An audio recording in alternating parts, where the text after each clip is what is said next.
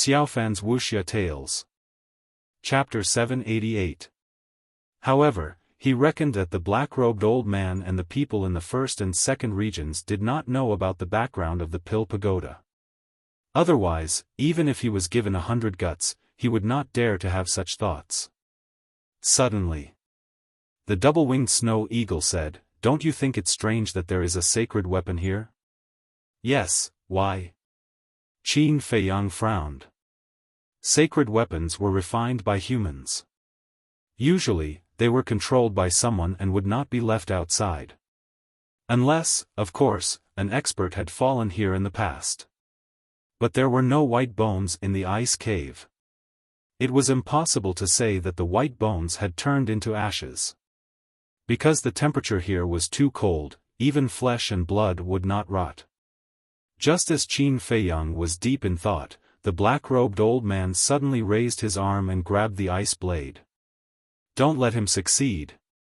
The double-winged snow eagle's eyes trembled and hurriedly shouted. "Then why are you still talking nonsense?" Qin Feiyang glared at it and directly took out the Chang Shui and rushed toward the black-robed old man. The double-winged snow eagle also took out the sky thunder sword, full of murderous intent. "Who is it?" The aura of the sky thunder sword and Chang Shui immediately alerted the black-robed old man. He suddenly turned his head and looked at Qin Feiyang and the double-winged snow eagle. Only then did he realize that there were two little tails behind him. However, when he fought with the green-robed old woman, he was already seriously injured and could only use 1/10 of his peak strength at most. In addition, Qin Feiyang and the double-winged snow eagle's attack was sudden and Chang Shui and the sky thunder sword were two killing weapons. Therefore, even if he reacted in time, even if he was a one-star battle saint, there was nothing he could do. Clang! Puff! The Chang Shui was invincible. It penetrated his chest like lightning and shattered his heart. The heavenly thunder sword followed closely behind. Its sharpness swept across the world and directly sliced him in half, killing him on the spot. "Old man, don't you know that there is an old saying in this world, the mantis stalks the cicada, unaware of the oriole behind?" Looking at the black-robed old man who died with his eyes wide open, the two-winged snow eagle chuckled. Qin Feiyang was also full of smiles. He put away the Chang Shui and looked up at Ice Blade. He really did not expect that he would be able to obtain a saint artifact. Now, the strength of their small team had undoubtedly increased by a large margin. The double-winged snow eagle shuddered. Its four wings wrapped around its small body. It urged, "Hurry up and drip your blood on it. I'm about to freeze to death." Qin Feiyang glanced at it and saw it curled up and shivering. He couldn't help but laugh. Subsequently, he cut his finger and a drop of blood dripped onto the ice blade. With the emergence of a bloody light, Qin Feiyang immediately felt that the ice blade was like a part of his body. Not only was the bone-piercing cold no longer cold, it even brought him a trace of warmth. Next, he grabbed the ice blade, and with a thought, the cold air that was being released was quickly withdrawn. The temperature in the ice cave also began to gradually rise. The two-winged snow eagle moved its body and chuckled, "See, I am your lucky star. If I am not here, I dare to bet that you will definitely not be able to obtain this saint artifact." As he spoke, he kept the heavenly thunder sword back into his sea of qi. "Lucky star?" Qin Feiyang's face twitched, and he frowned. "You really don't plan to return the heavenly thunder sword to me?" "Nonsense. I have always been a man of my word.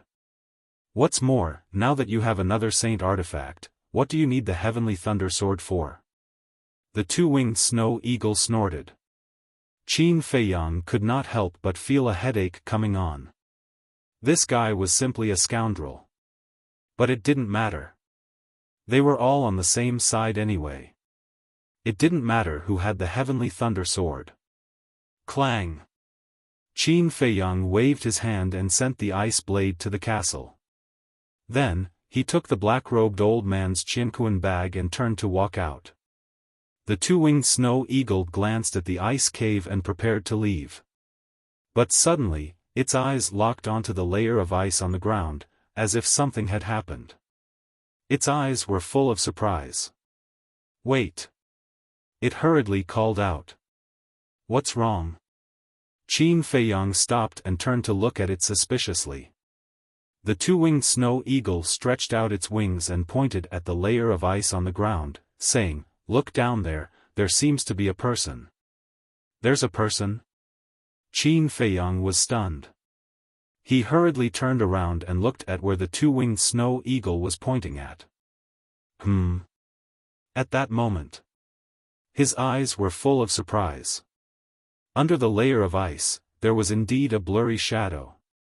But whether it was a person or not, he could not be sure. After pondering for a while, Qin Feiyang stretched out his hand and said, "Give me the heavenly thunder sword. Don't even think about it." The two-winged snow eagle hurriedly retreated, keeping a distance from Qin Feiyang, as if it was guarding against a thief. "I have a bad temper." "Tell me, what do you mean?" Qin Feiyang raised his eyebrows and stared at it angrily. "TSK. Do you think I don't know what you're thinking? Aren't you just trying to find an excuse to get the heavenly thunder sword back?" "Let me tell you, no way," the two-winged snow eagle said. A row of black lines immediately appeared on Qin Feiyang's forehead. He really wanted to strangle this bastard to death immediately. "I'll endure it." He took a deep breath, took out the chang shui, and cut open the layer of ice on the ground. After a while, a middle-aged man appeared in front of him. This man was in his 40s, with a rough face and some white hair on his temples. He was wearing a purple robe. But his clothes were ragged. His whole body was covered with wounds and blood. This man had been dead for a long time. There was no sign of life. However, under the ice, this man's body did not decay at all. Even the wounds and blood on his body did not change. It was as if he had just died. The two-winged snow eagle approached and said, "It seems that he is the owner of the ice blade." "Yes." Qin Feiyang nodded, pointed at the middle-aged man's heart, and said, "This should be his fatal wound." There was a fist-sized bloody hole in the middle-aged man's heart. It penetrated from the front to the back. His heart was also shattered. The two-winged snow eagle circled around the middle-aged man and suddenly looked at the middle-aged man's waist. There was a qianquan bag tied there. There are even sacred artifacts. There must be a lot of treasures in the qianquan bag. It muttered to itself and ran up excitedly. It quickly removed the ice on the middle-aged man's body and took out the qianquan bag. Damn! The moment its mind sank into the qianquan bag, it was stunned on the spot. Is it that exaggerated? Qin Feiyang looked at it suspiciously, snatched the qianquan bag, and sank his mind into it. Immediately, he was also stunned. His face was filled with disbelief. Inside the qianquan bag, there were countless gold coins and medicinal herbs. But the gold coins were only secondary. The medicinal herbs were what shocked them. The number of medicinal herbs was impossible to estimate. There were too many of them. They filled more than half of the qianquan bag. And most of the medicinal herbs had a naturally formed tiger-shaped spiritual tattoo. In other words, these were all medicinal herbs that were 10,000 years old. After coming back to their senses, Qin Feiyang and the two-winged snow eagle's eyes trembled. They were overjoyed. There were so many medicinal herbs that were 10,000 years old. They were even more valuable than sacred artifacts. How is it? Now do you admit that I am your lucky star? The two-winged snow eagle said proudly. Yes, yes. Qin Feiyang nodded repeatedly. If the two-winged snow eagle had not discovered it, he would definitely have missed this huge treasure. The two-winged snow eagle chuckled and said eagerly, "Then quickly take a look. Can you gather all the medicinal herbs for the small creation pill?" Can you not be so impatient? Qin Feiyang rolled his eyes at it. He quickly calmed down and continued to check the Qianquan bag. After a while, he was stunned and took out a jade box. When he opened the jade box, a wave of heat suddenly surged out. Alchemy fire. Qin Feiyang's eyes trembled. He saw a palm-sized flame lying quietly in the jade box. It was as red as blood. And from the aura of the alchemy fire, he could tell that it was a 6th-grade alchemy fire. Not only did he get a sacred artifact and countless medicinal herbs that were 10,000 years old, but now he also got a 6th-grade alchemy fire. Qin Feiyang was crazy with joy. It seems that this person is also an alchemist. Quickly take a look. Are there any other treasures? The two-winged snow eagle was also drooling. The small creation pill was thrown to the back of his mind. Looking at the two-winged snow eagle drooling, Qin Feiyang was helpless to the extreme. He also secretly swore that when he looked for a partner in the future, he would definitely not find this kind of high-quality goods. After keeping the alchemy fire in the castle, Qin Feiyang continued to check. After a while, an old book floated into the air. Qin Feiyang opened it. The book recorded all kinds of alchemy recipes. After reading for a while, Qin Feiyang lost interest and threw it aside.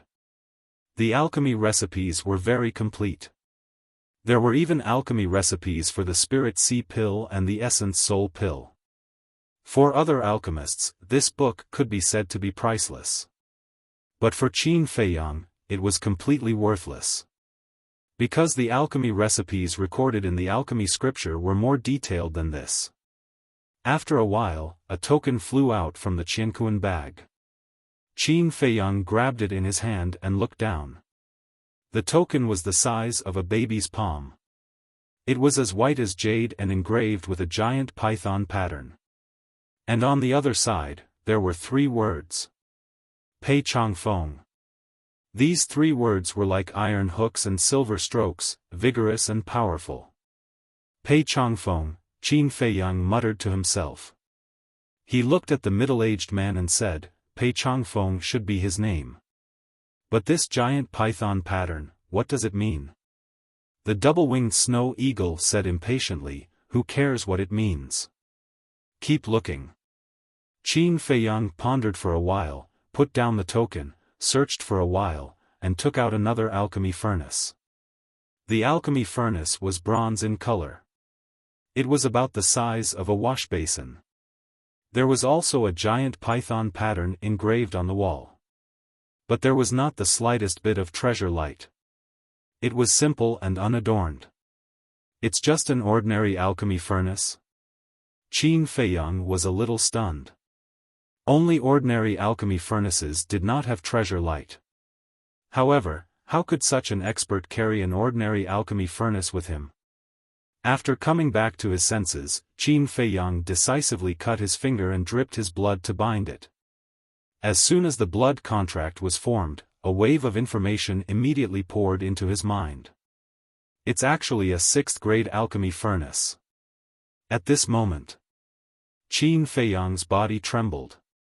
As he said, it was definitely not that simple. But then, his mind was full of doubts. Since it was a 6th-grade alchemy furnace, how could there be no treasure light?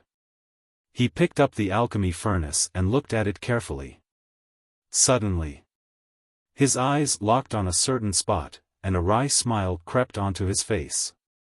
It turned out that there were a few imperceptible cracks on the alchemy furnace. And once there were cracks on the alchemy furnace, it was equivalent to reporting it as a waste product. It was impossible to refine pills at all. If he forced himself to refine pills, the furnace would definitely explode.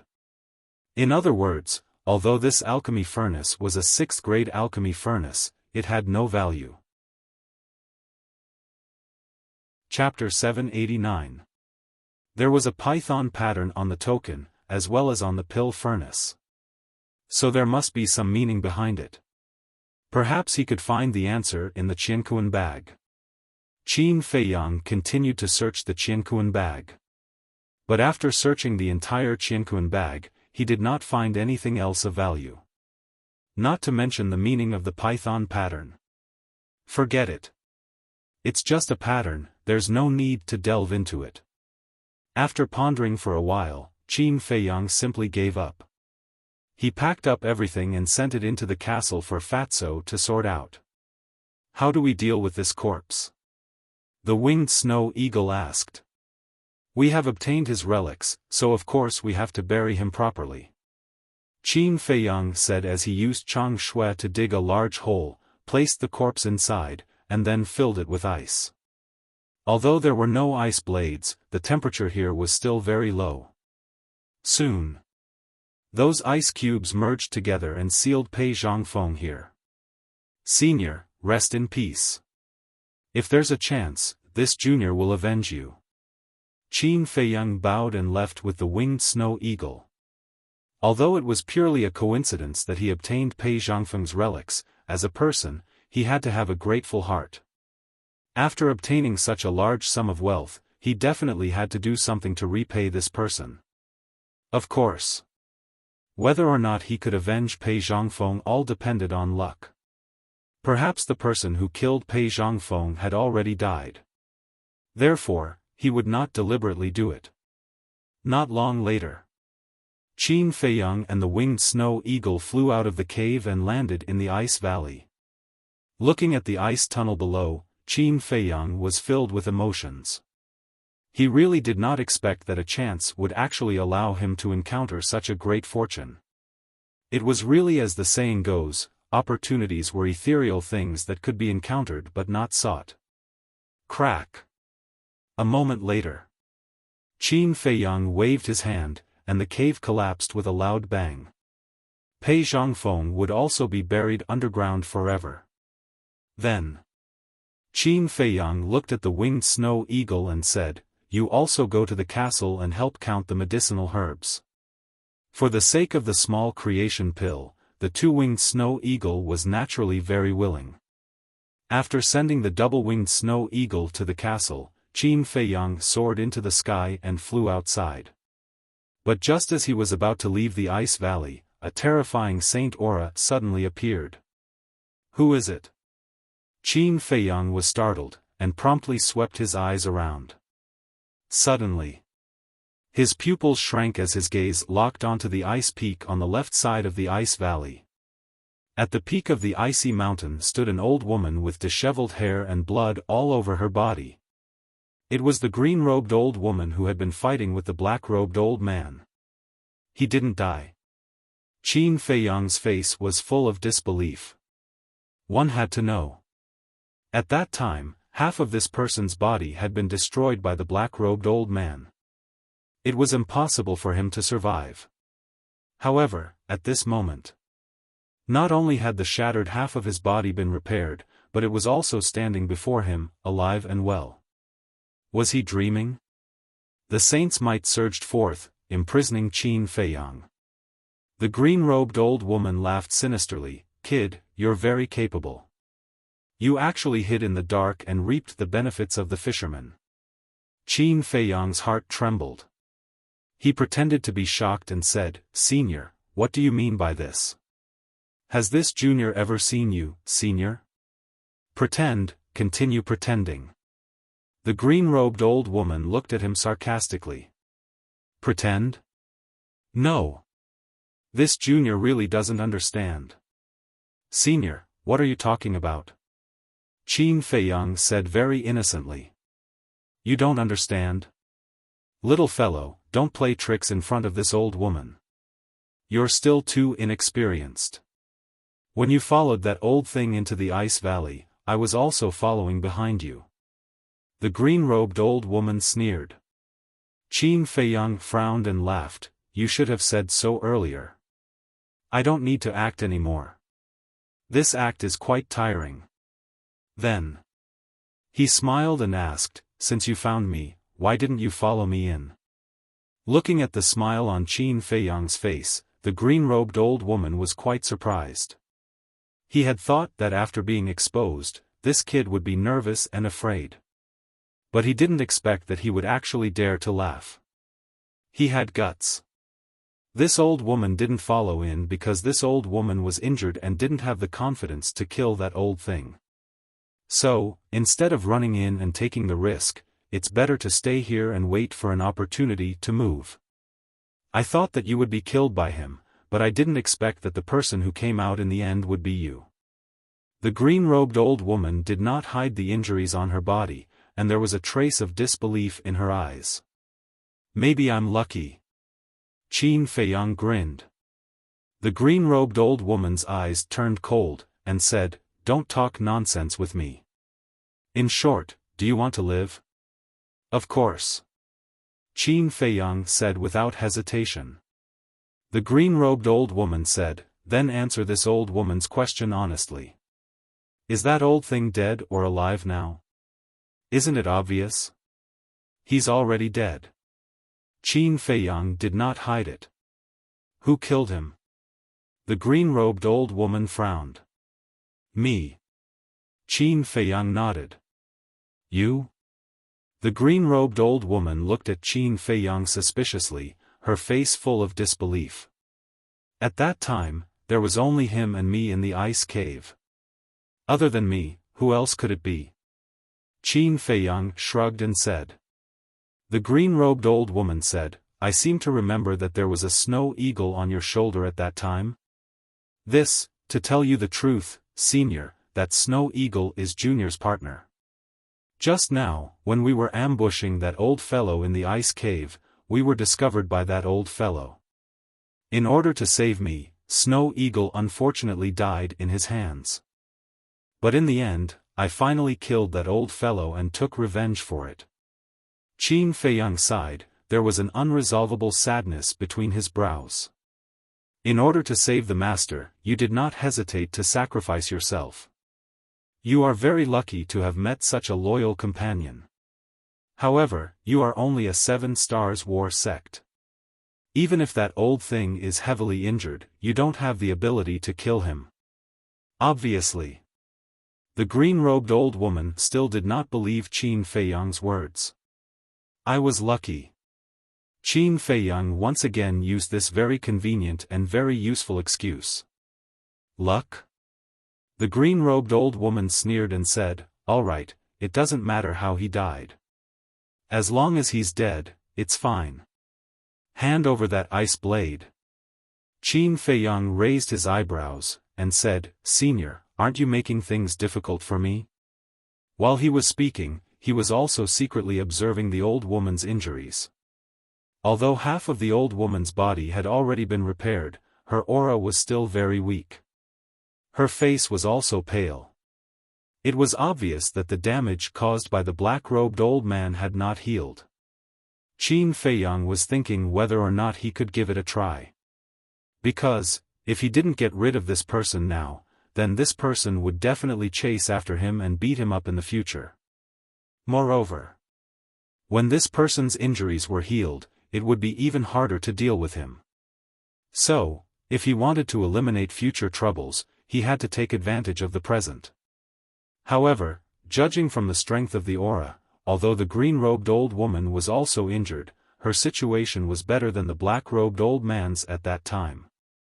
Therefore, Qin Feiyang was a little hesitant. "Making things difficult for me?" Hearing Qin Feiyang's words, the green-robed old woman seemed to have heard the biggest joke in the world and couldn't stop laughing. Her wrinkled face was also full of sarcasm.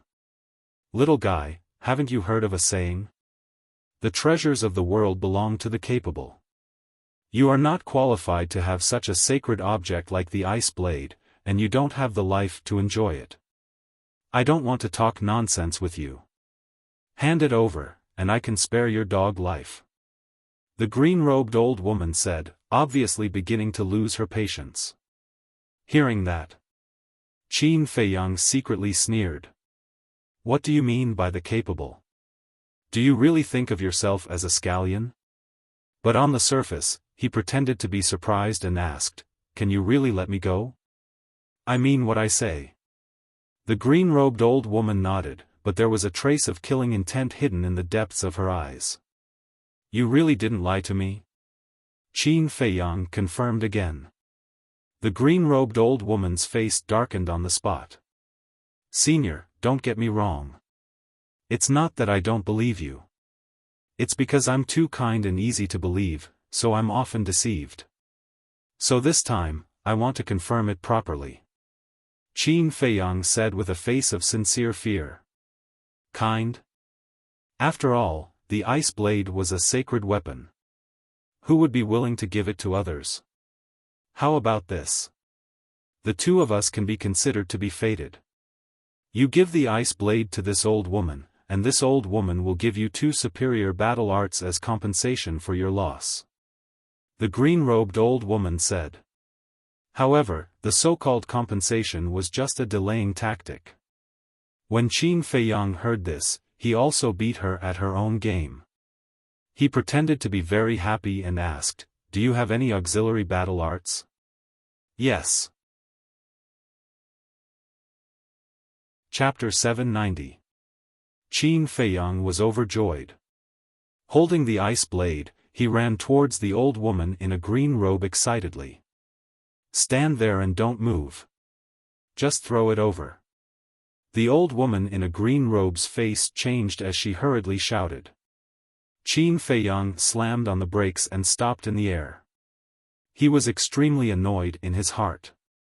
Even this didn't dispel her wariness. Why was this old fox so difficult to deal with? The old woman in a green robe said impatiently, "Can you hurry up? Don't waste my time." Okay, I'll erase the blood contract right away. Qin Feiyang nodded repeatedly. But suddenly, he lowered his head again and hesitated. What's the matter now? Seeing this, the old woman in a green robe was about to go crazy. Can't you be more straightforward? Qin Feiyang looked up at her and said, "Junior thought about it. The auxiliary battle art is very precious, but it can't be compared with the sacred weapon. Why don't you give me a few more? Kid, I'll give you a piece of advice. Don't be unsatisfied." Hearing this, the old woman in a green robe clenched her hands and a trace of astonishing hostility emerged in her eyes. And she didn't hide it.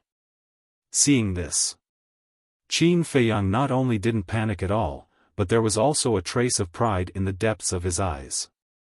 Alas!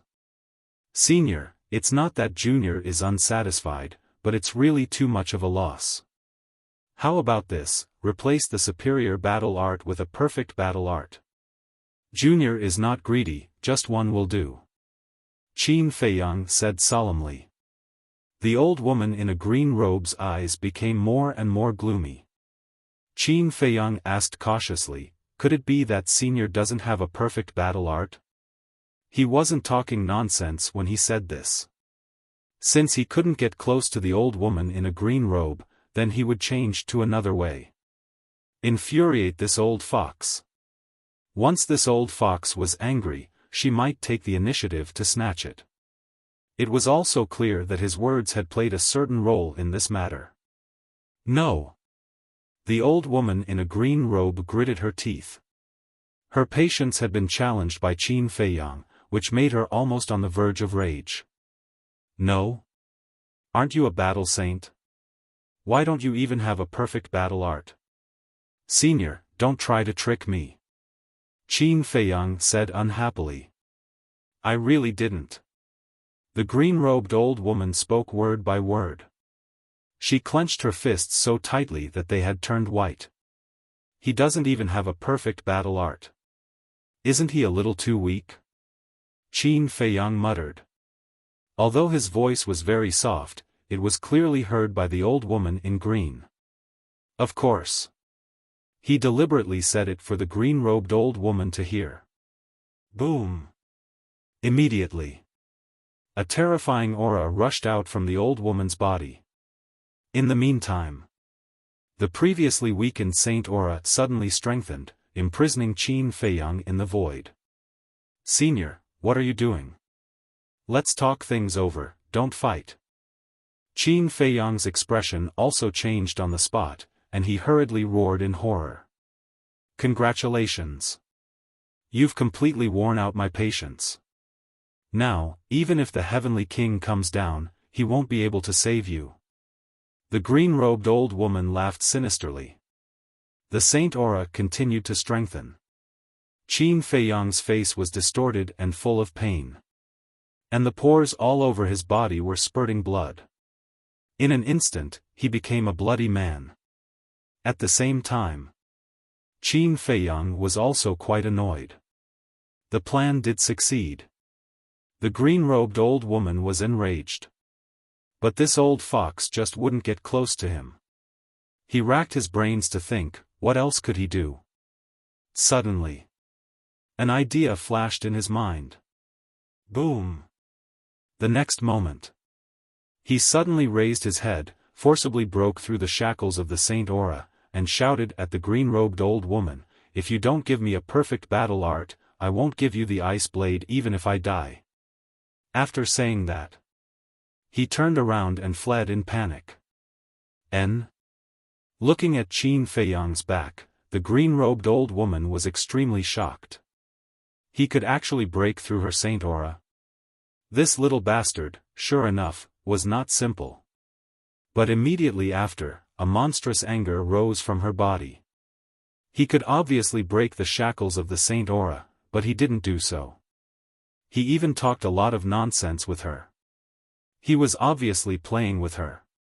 "You're courting death." She took a step forward, carrying an astonishing killing intent, and chased after Qin Feiyang like lightning. Qin Feiyang also deliberately did not use the phantom steps, so he quickly closed the distance by more than half. He looked back and immediately turned pale with fright.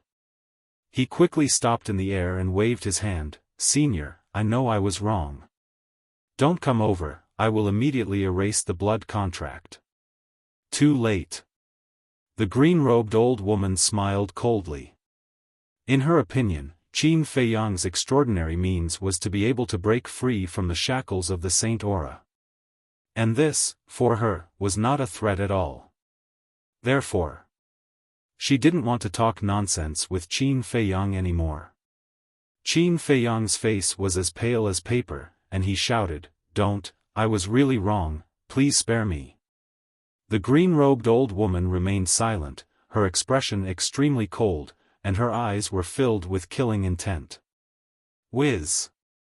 In the blink of an eye, she rushed in front of Qin Feiyang, her old hand like an eagle's claw, grabbing towards Qin Feiyang's head. "Hey! Do you really think I only have this much ability?" But at the same time, Qin Feiyang grinned, the panic and fear on his face instantly disappeared, and was replaced by a strong sense of ridicule. The green-robed old woman was stunned. Immediately after, a strong sense of crisis, like a tide, rose in her heart. She retracted her arm without hesitation and retreated quickly. Too late. But at the same time she retracted her arm, Qin Feiyang smiled coldly. Boom! Clang! Wolf King, Fatso, and the winged snow eagle appeared almost at the same time. Wolf King and Fatso had already activated their transformation state, each holding a rib. The winged snow eagle also held the Sky Thunder Sword, its terrifying edge toppling the mountains and overturning the seas. "Old bastard, you dare to provoke us, you're courting death." In the blink of an eye. As soon as one man and two beasts appeared, they swung the rib and the Sky Thunder Sword, smashing towards the green-robed old woman. Bang! There was no suspense. In the face of this sudden scene, the green-robed old woman had no time to counterattack. Two ribs had smashed into her chest. With a crisp crack, her heart shattered on the spot, her entire chest caved in, and her flesh and blood were a mess. At the same time, the Sky Thunder Sword fell, like cutting tofu, cutting off the green-robed old woman's left arm. Subsequently, the green-robed old woman crashed into the ice valley below like a meteorite. The entire ice valley was razed to the ground in an instant. Hee, another battle saint has been killed. Why am I so awesome? The two-winged snow eagle chuckled. Idiot! Fatso and Wolf King looked at it with disdain, then looked at the shattered ice valley below. Is she dead? Fatso frowned. Do you still need to say it? If she's not dead, then there's no justice in the world. The winged snow eagle said. Boom! But before he finished, accompanied by a loud noise, the green-robed old woman rushed out from under the ice, her body dripping with blood. What? Are you the reincarnation of a cockroach? The winged snow eagle was dumbfounded. Qin Feiyang, Fatso, and Wolf King were also in disbelief. You little bastards, just you wait. I'll be back soon and kill you all. The green-robed old woman glanced at Qin Feiyang and the others with resentment, then turned around and ran away without looking back. You still dare to threaten us? Wolf King's eyes flashed with a cold light. At the same time, the winged snow eagle's eyes focused, staring at the green-robed old woman's right hand, and said in surprise, Look, she seems to be holding something in her hand. Qin Feiyang, Fatso, and Wolf King heard and looked over. There was a palm-sized flame in the green-robed old woman's right hand. The flame was completely green like jade, and it emitted strands of green brilliance. That is, the flame of life. Go after her. Qin Feiyang, Fatso, and Wolf King shouted almost at the same time. And at the same time, they jumped onto the back of the winged snow eagle. What are you doing? The winged snow eagle was a little confused. Wolf King said, Nonsense, you're the fastest. Don't dawdle, the flame of life has a strong recovery power, if we don't get it quickly, I'm afraid we won't have another chance. Fatso shouted anxiously. Damn, this is too much, you actually want to use me as a mount. The winged snow eagle muttered in dissatisfaction, and instantly activated its fighting soul, flapping its 6 wings, and suddenly turned into a stream of light, chasing after the green-robed old woman. Faster! Fatso urged.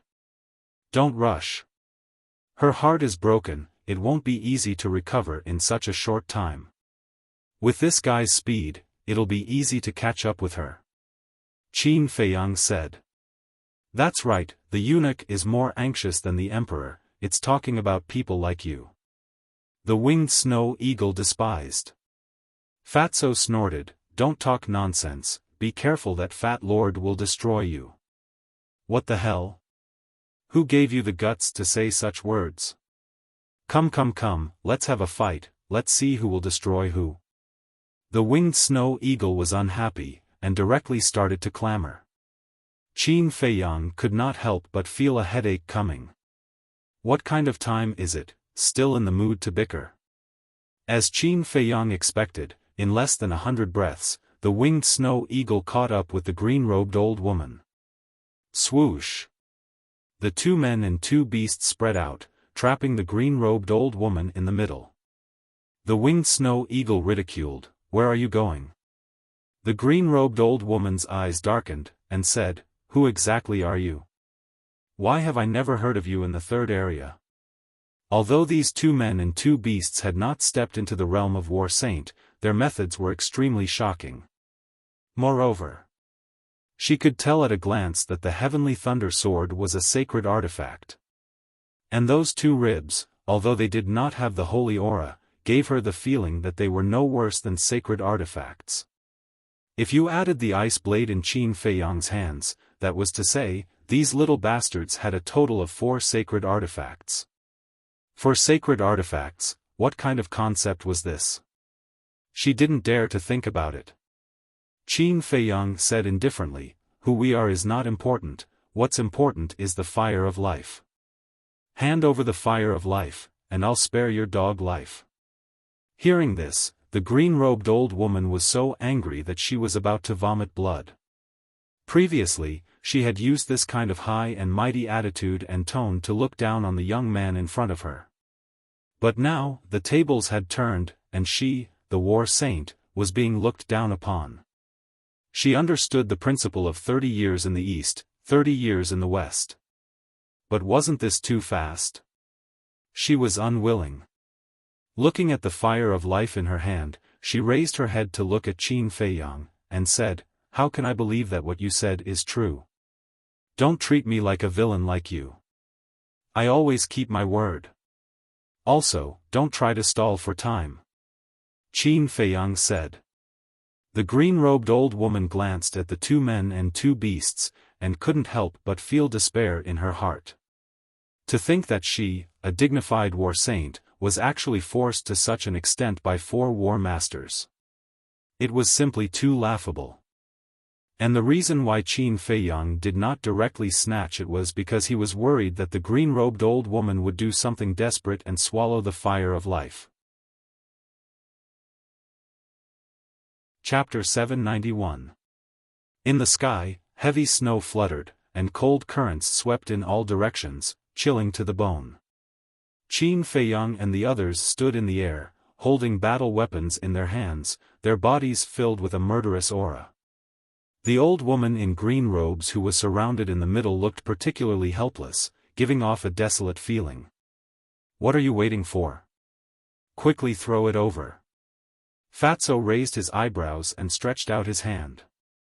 The old woman in green robes glanced at Fatso, then looked at Qin Feiyang and said, "I hope you can keep your word."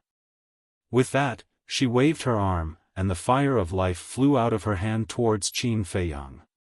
However, at this moment, a white figure rushed up into the sky like lightning. Who? Qin Feiyang and the others' faces changed as they rushed towards the fire of life at the same time. But the white figure was too fast, grabbing the fire of life in front of them. Hee hee. I finally got it. Immediately after, a burst of excited laughter reverberated in the void. Qin Feiyang and the others stopped in the air and looked at the person. It was a middle-aged man wearing a white robe.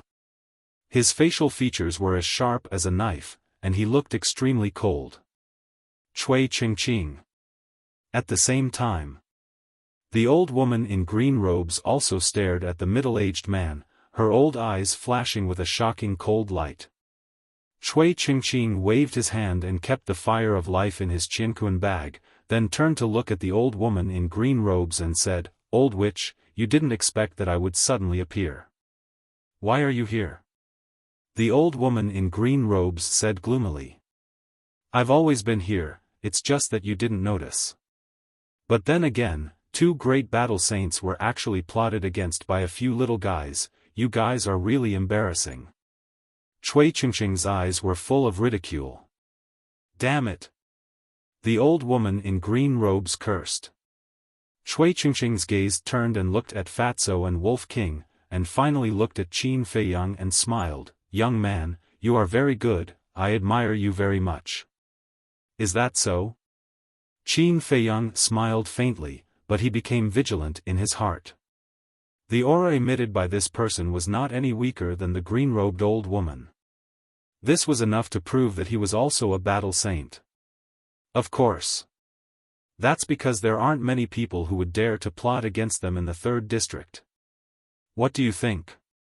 Give me the ice blade, the sword, and the 2 ribs. Not only will I help you kill this old witch, but I will also invite you to my Black Lion tribe as guests. Cui Qingqing said with a smile, looking very sincere. Don't believe his nonsense. He looks like a gentleman on the surface, but he's actually a sinister and cunning villain. The green-robed old woman hurriedly said. You're about to die, why are you still talking so much nonsense? Cui Qingqing raised his eyebrows. He seemed to be very dissatisfied with the old woman's actions. Black Lion tribe, Qin Feiyang glanced at Cui Qingqing, then looked at the green-robed old woman and asked, Are you close? The green-robed old woman said, My Red Smoke tribe and his Black Lion tribe have been fighting for hundreds of years. Of course, we're very close. Qin Feiyang nodded and looked at Cui Qingqing with a smile. In that case, I really can't believe your words. Cui Qingqing's eyes flashed. Are you sure? What do you think? However, if you can give me the fire of life, I can consider following you to your tribe as a guest. Qin Feiyang smiled. Huh, you're actually talking about conditions with me. Interesting. Cui Qingqing smiled, but his eyes were cold. Qin Feiyang stared at this person vigilantly and said to himself, "Do you dare to fight?" "Yes." Wolf King said without hesitation. "How dare you steal food from our mouths?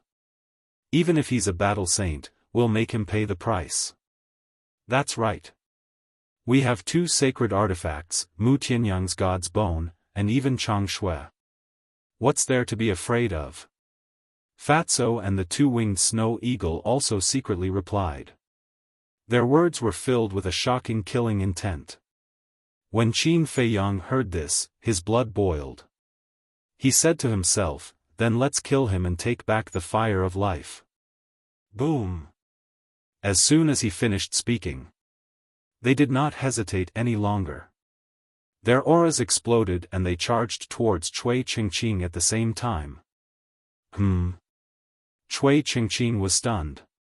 The green-robed old woman was also stunned. Originally, they thought that Qin Feiyang and the others would choose to run away. But they did not expect that not only did they not run away, they even took the initiative to attack. A few mere battlemasters dared to challenge a battle saint, and a battle saint at his peak. Were they stupid? Your guts are truly beyond imagination. However, I have to admit that you are very stupid. Do you know what it means to be an ant trying to shake a tree? I'll let you see it now. After Cui Qingqing regained his senses, the corner of his mouth immediately pursed into a mocking smile. Boom! The next moment, a terrifying holy aura rushed out of his body like a tide and rushed towards Qin Feiyang and the others. Then do you know that an ant can also topple an elephant? Qin Feiyang laughed coldly. The 2 men and 2 beasts did not stop at all. They did not dodge and directly faced the holy aura. Clang! The heavenly thunder sword and ice blade buzzed. Although they did not recover, they still exuded a shocking holy aura. And the 2 ribs were even stronger than sacred artifacts. Naturally, they could also block the holy aura. At this moment, they were like a sharp arrow, unstoppable, quickly closing the distance between them and Cui Qingqing. Seeing this, Cui Qingqing's eyes also became serious. Although he did not care about the strength of Qin Feiyang and the others, he did not dare to underestimate the lethality of the 4 sacred artifacts. Fortunately, Qin Feiyang and the others were not strong enough to recover the sacred artifacts. Otherwise, even he could only escape. Boom! His body shook and a wave of yellow battle chi rushed out of his body. In the blink of an eye, a huge fist appeared out of nowhere. It was like a mountain with a terrifying aura that could topple the mountains and overturn the seas. The ice peaks of different heights nearby collapsed like dead trees. The sound of the explosion was deafening. Since you are so stubborn, then go to hell. Sky-shattering fist. Cui Qingqing roared angrily. His black hair fluttered.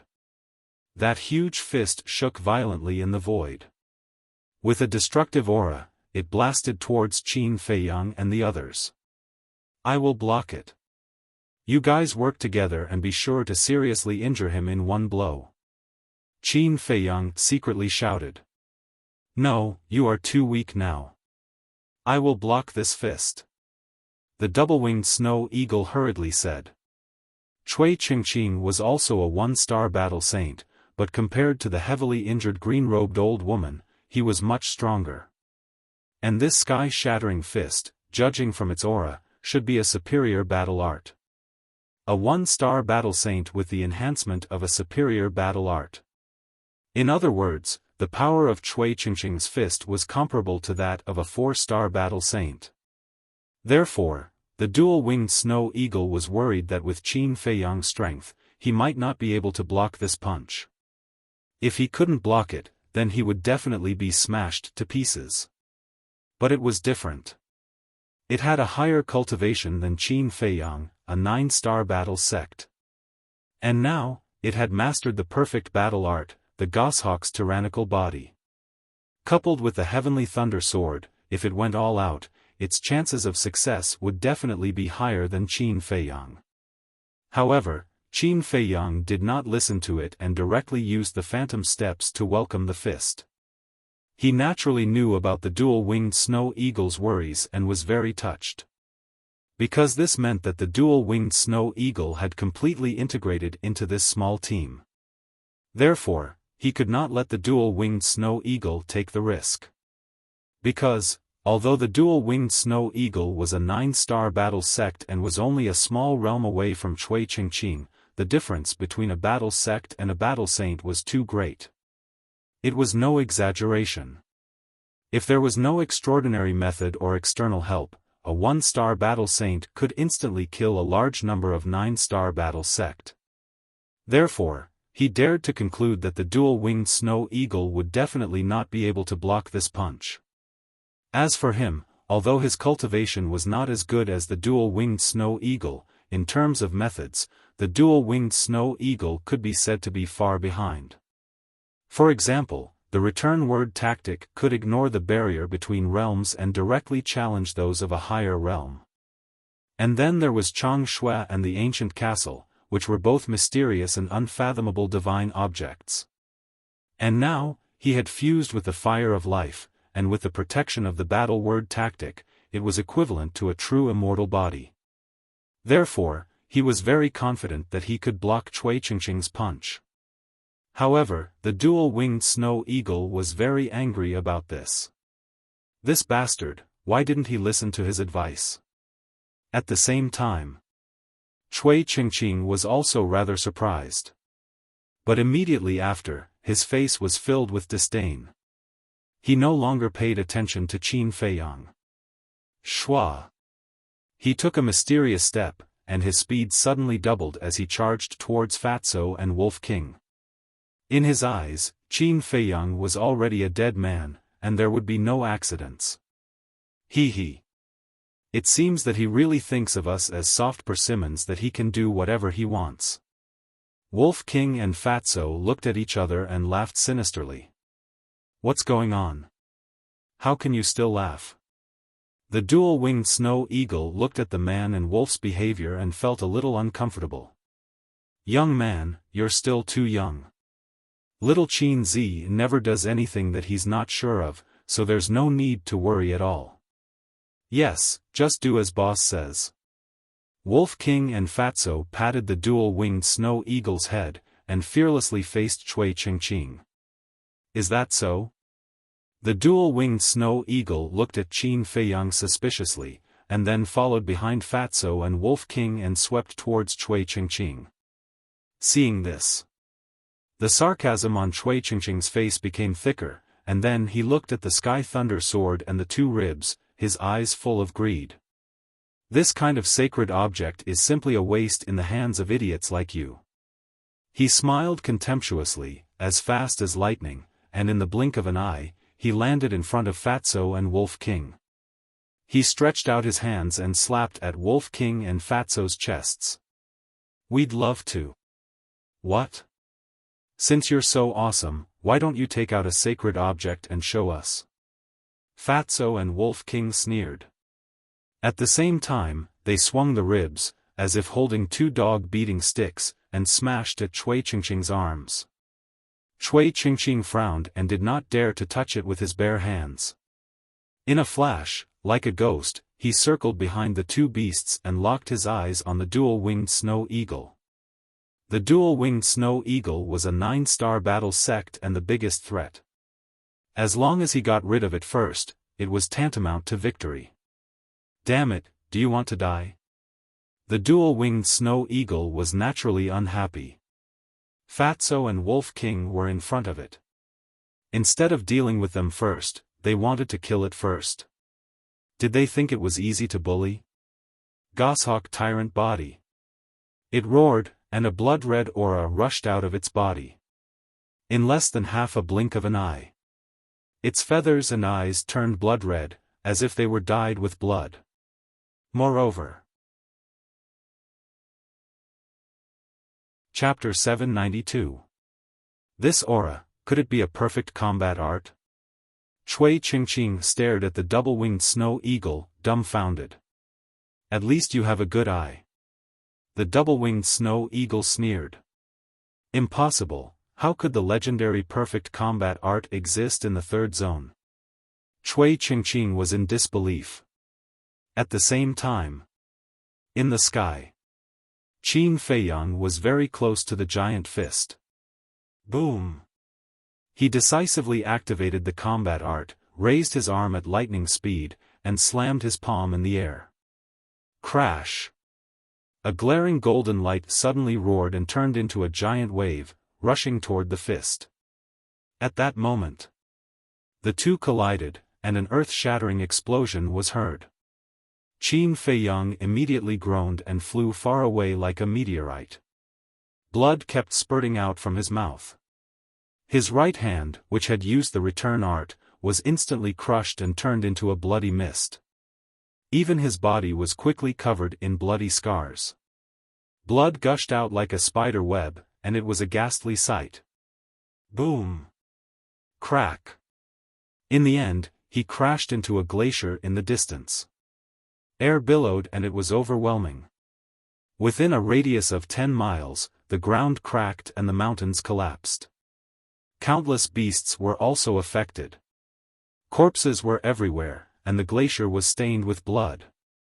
In the blink of an eye, the place had turned into a purgatory. It was too horrible to look at. At the same time, the giant fist was also shattered into pieces. After charging forward for a short distance, it shattered into pieces in the void with a loud bang. Puff! As the combat art was destroyed, Cui Qingqing spurted out a mouthful of blood and his face turned pale. The disbelief in his eyes was even more intense. He was already surprised that the double-winged snow eagle had mastered the perfect combat art.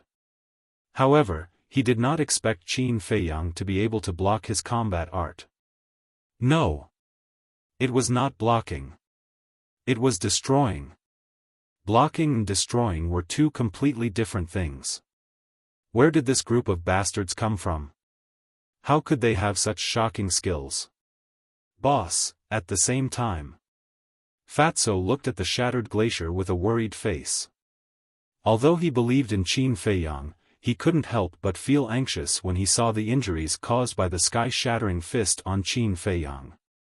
Don't worry about him for now. Let's take this opportunity to get rid of that bastard.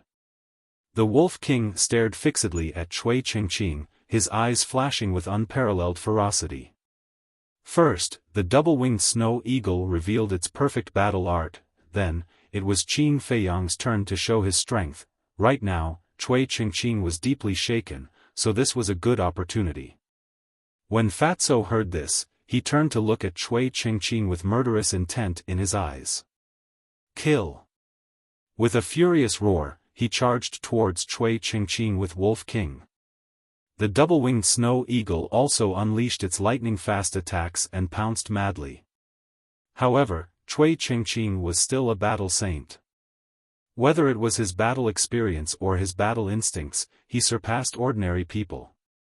Just as Wolf King and Fatso arrived in front of him and smashed his ribs, he suddenly came back to his senses and hurriedly retreated. Wolf King and Fatso's attack missed and they were both very angry. One must know. This opportunity was exchanged for by Qin Feiyang's life. How could it fail? Absolutely not. Eagle, quick! One man and one wolf roared, without any pause, with monstrous anger, they pounced forward again. At the same time, the double-winged snow eagle's eyes turned cold, its wings flapped crazily and like a ray of light, it shot out. When it was chasing after the green-robed old woman, it had already activated its battle soul. So now, its speed was several times faster than Wolf King and Fatso. But even so, it still couldn't catch up with Cui Qingqing. Although the double-winged snow eagle and Cui Qingqing were only one small realm apart, the speed of a battle saint and a battle master was simply heaven and earth apart. For example, a 9-star battle master could fly 10 meters away in every breath, and a 1-star battle saint could fly 50 to 60 meters away. The gap between them was not something that could be made up for by external objects. Moreover, Cui Qingqing also mastered auxiliary battle arts. This is not the way to go on. The double-winged snow eagle was very anxious. Wolf King and Fatso were even more anxious. Looking at the man and the two beasts, Cui Qingqing's face was full of ridicule. But at the same time, he was also quite angry in his heart. If not for that battle sword and those 2 ribs, killing this man and 2 beasts would be as easy as flipping his hand. It would not be like now, where his hands and feet were tied. Suddenly, he seemed to have thought of something and his spirit was lifted. That little bastard must be dead. When I find that ice blade, all of you will go to the Yellow Springs to accompany him. Just you wait, you will be in despair soon. Huh! Cui Qingqing laughed loudly, turned into a ray of light, and rushed towards the broken glacier. Fatso, Wolf King, and the double-winged snow eagle looked at each other, their expressions gloomy as they hurriedly chased after him. On the other side, the green-robed old woman looked at the backs of the group of people, her eyes flickering. Suddenly, she smiled sinisterly, landed on the glacier below, and quietly followed. Obviously, she still wanted to take advantage of the situation. Very quickly, Cui Qingqing arrived above the broken glacier and looked down. Directly below, there was a huge sinkhole. At the bottom of the sinkhole, Qin Feiyang was lying quietly in a pool of blood, without any signs of life. The ice blade was also by his side. He really is dead. Cui Qingqing was overjoyed. He turned his head and looked at Fatso and Wolf King behind him, and rushed towards Qin Feiyang like lightning. Boss! Little Qin Zi! After a few breaths, Fatso and Wolf King also came to the sky above the sinkhole. Looking at Qin Feiyang lying in blood, they suddenly roared and rushed towards the sinkhole desperately. At this time, Cui Qingqing had already landed in front of Qin Feiyang. He looked up at Fatso and the others, a victorious smile on his face, and said, "Don't worry, I'll send you to accompany him right away." After saying that, he lowered his head, bent down, and reached out to grab the ice blade. Shwa! But at this moment, Qin Feiyang suddenly opened his eyes, and 2 cold lights burst out. At the same time, his bloody left hand grabbed the ice blade and pierced into Cui Qingqing's lower abdomen like lightning. That bone-piercing cold air and terrifying sharpness instantly shattered Cui Qingqing's qi.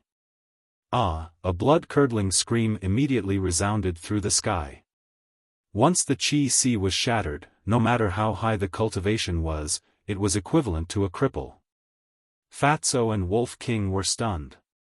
After all this time, Qin Feiyang was just faking his death. The old woman in a green robe who was following them, heard Cui Qingqing scream and immediately stopped. Her old face was full of surprise. What was going on? Why was Cui Qingqing screaming? Could it be that he was plotted against by those little bastards again?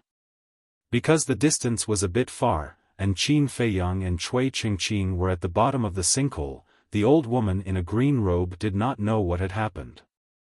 But Cui Qingqing's painful scream made her feel frightened and uneasy.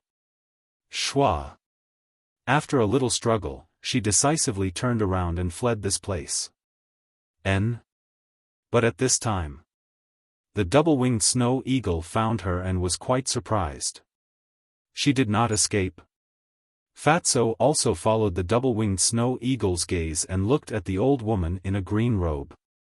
He sneered, "It seems that she wants to be the oriole behind the mantis stalking the cicada.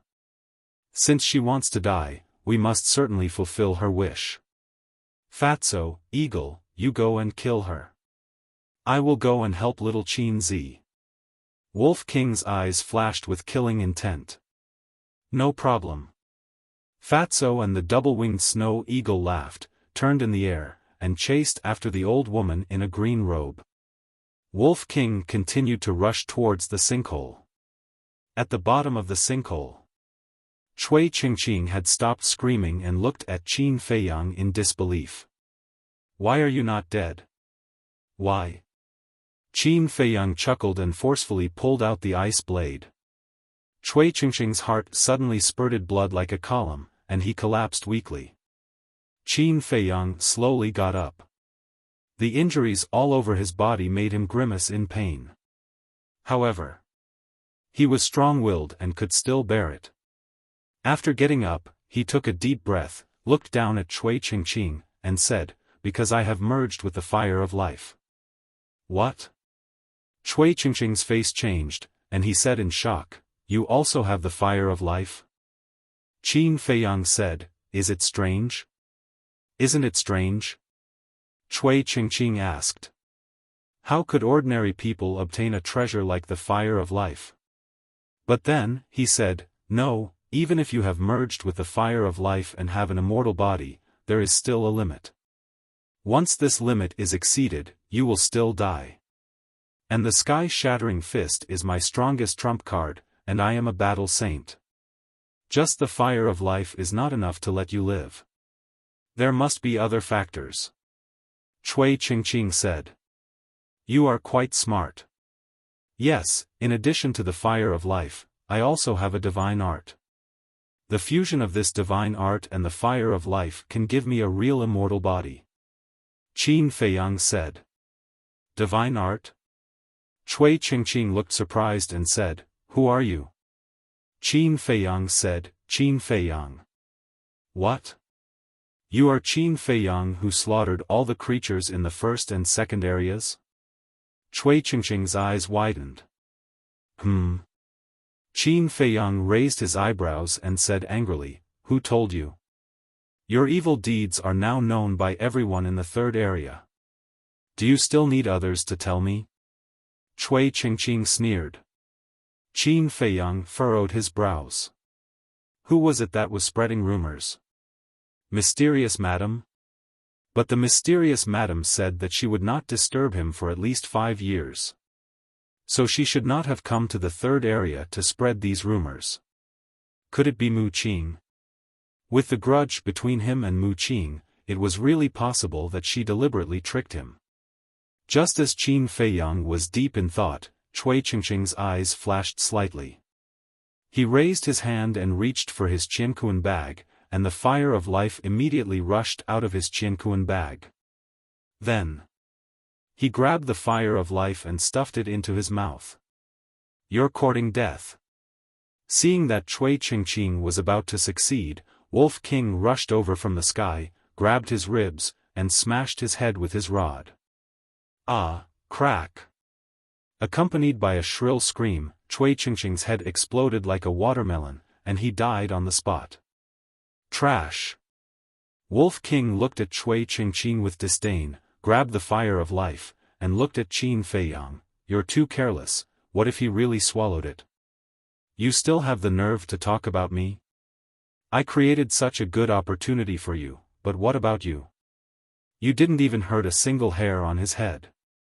If I hadn't heard his words and faked my death here to ambush him, not to mention the fire of life, I wouldn't even be able to get a single strand of hair."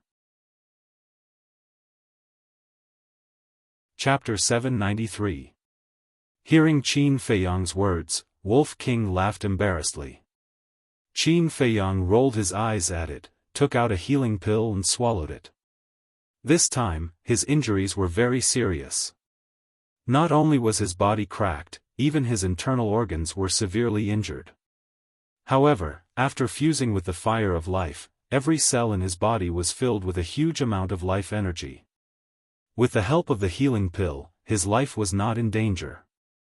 But for a period of time, he would definitely not be able to fight again. Not long after, a painful scream came from afar.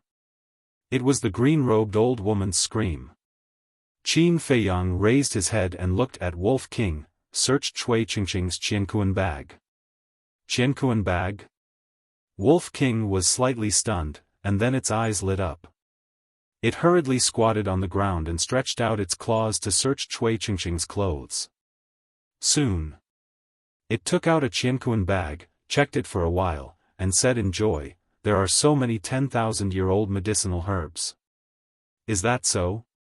Qin Feiyang looked at it suspiciously and took the Qianquan bag to check. There were indeed some 10,000-year-old medicinal herbs inside. Initial estimates showed that there were more than 200 stalks. Not bad. Qin Feiyang laughed. In addition to the medicinal herbs, there were also quite a few gold coins. This could be considered an unexpected gain. Suddenly, Wolf King frowned. "Little Qin Zi, there is a problem that I can't figure out." "What's the problem?" Qin Feiyang looked at it and asked. "That old witch could have used the teleportation gate to escape, but why didn't she open it?" Wolf King was suspicious.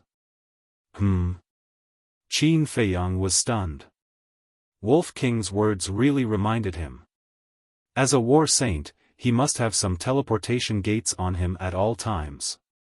And in the process of them chasing after the green-robed old woman, she had the chance to open the teleportation gate and escape.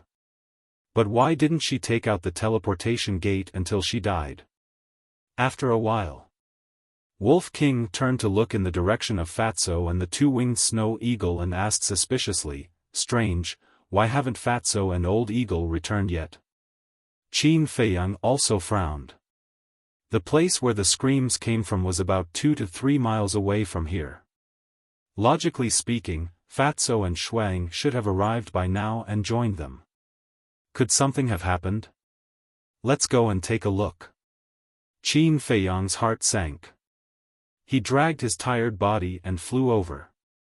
A short while later, the man and the wolf saw a bloody corpse lying on the broken glacier. It was the green-robed old woman. However, there was no sign of Fatso or Shuang in the surroundings. Wolf King said angrily, "Where did those two bastards go?" Whoosh! But his voice fell. Along with the sound of something breaking through the air, Fatty and the two-winged snow eagle flew over from above the glacier. Seeing Qin Feiyang and Wolf King standing beside the green-robed old woman's corpse, one man and one eagle were a little surprised. Swish! Following closely, they swooped down and landed in front of Qin Feiyang. Fatso immediately asked with concern, "Boss, how are your injuries?" "I won't die." Qin Feiyang smiled and frowned. "Where did you go?" Hearing Qin Feiyang's answer, Fatso let out a long breath and said, "We went to look for her Qianquan bag." "What do you mean?" Qin Feiyang was stunned and asked. "After killing her, I guessed that there might be 10,000 years old medicinal herbs in her Qianquan bag, so I searched her body, but I couldn't find her Qianquan bag. Old Eagle and I guessed that she might have accidentally left it on the way to escape, so we ran back to look for it. As a result, we found a few fragments of the Qianquan bag at the place where she fought with the black-robed old man. We guessed that it must have been accidentally destroyed and she was fighting with the black-robed old man." Fatso said. "So that's how it is." Qin Feiyang nodded in realization. No wonder this woman didn't open the portal. It turned out that the Qianquan bag was destroyed. Because once the Qianquan bag was destroyed, the things inside would also shatter and turn into nothingness. I also found this jade box in her Qi Si. There was still some life energy left in it. It should be used to store the fire of life. Fatso took out a palm-sized jade box from his arms. The jade box was pure white and quite exquisite. Qin Feiyang looked at the jade box and laughed, "Although it's a pity that we didn't get her Qianquan bag, but no matter what, this time we can be considered a great victory.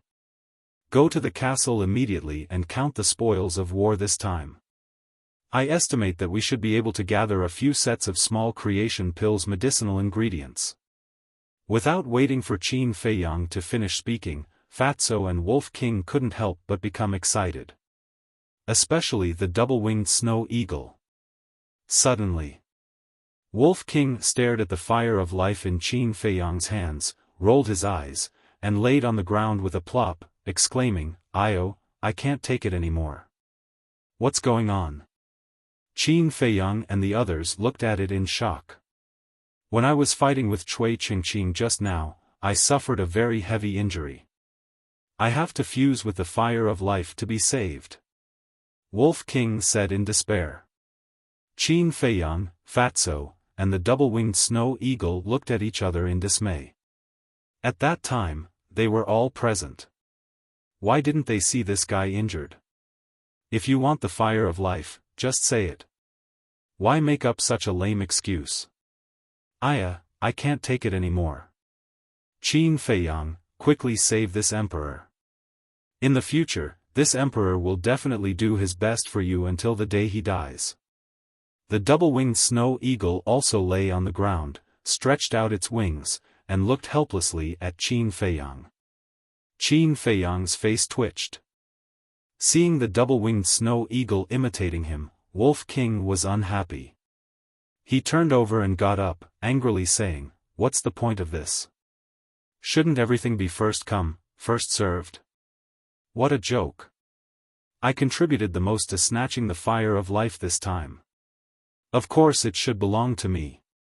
The double-winged snow eagle also flapped its wings and soared into the sky, staring at Wolf King without showing any weakness. "Are you here to be funny? Ask little Qin Zi and Fatso, what did you do? Why do you say that you contributed the most?" Wolf King said. The double-winged snow eagle said, "Then tell me, where did you get injured? Why can't I see it?" Wolf King said confidently, "Nonsense, this is an internal injury. Of course you can't see it. I also have internal injuries. Do you believe me?" The double-winged snow eagle said. Wolf King's veins suddenly bulged, and he roared, "Believe your ass. Get as far away as you can. Come on, show me how to get away first." The double-winged snow eagle clamored. Looking at the wolf and the eagle arguing, Qin Feiyang was really speechless. They even brought up internal injuries. What a clown. Cough. Qin Feiyang coughed, reached out and stopped the two beasts, and said, "Don't even think about it. After fusing with the fire of life, only one person could benefit. Just like him and Fatty, they were the only ones benefiting right now. But if they didn't fuse, everyone could absorb the energy of the fire of life to heal their injuries.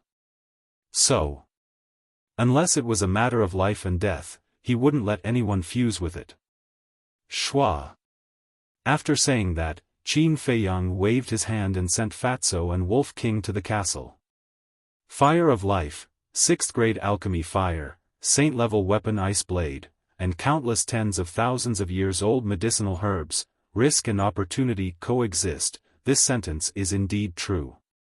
Qin Feiyang silently counted the spoils of war in his heart. Then, with a smile on his face, he soared into the sky and flew forward. Not long after, he found a lake, washed the blood stains on his body, changed into a clean set of clothes, and continued on his way. 6 hours later, his injuries had mostly healed, and his speed was getting faster and faster. On the horizon ahead, he could faintly see 2 tribes. Songhai tribe, Black Lion tribe, Red Smoke tribe. "I have to investigate the background of these 3 tribes, Qin Feiyang whispered. Clang!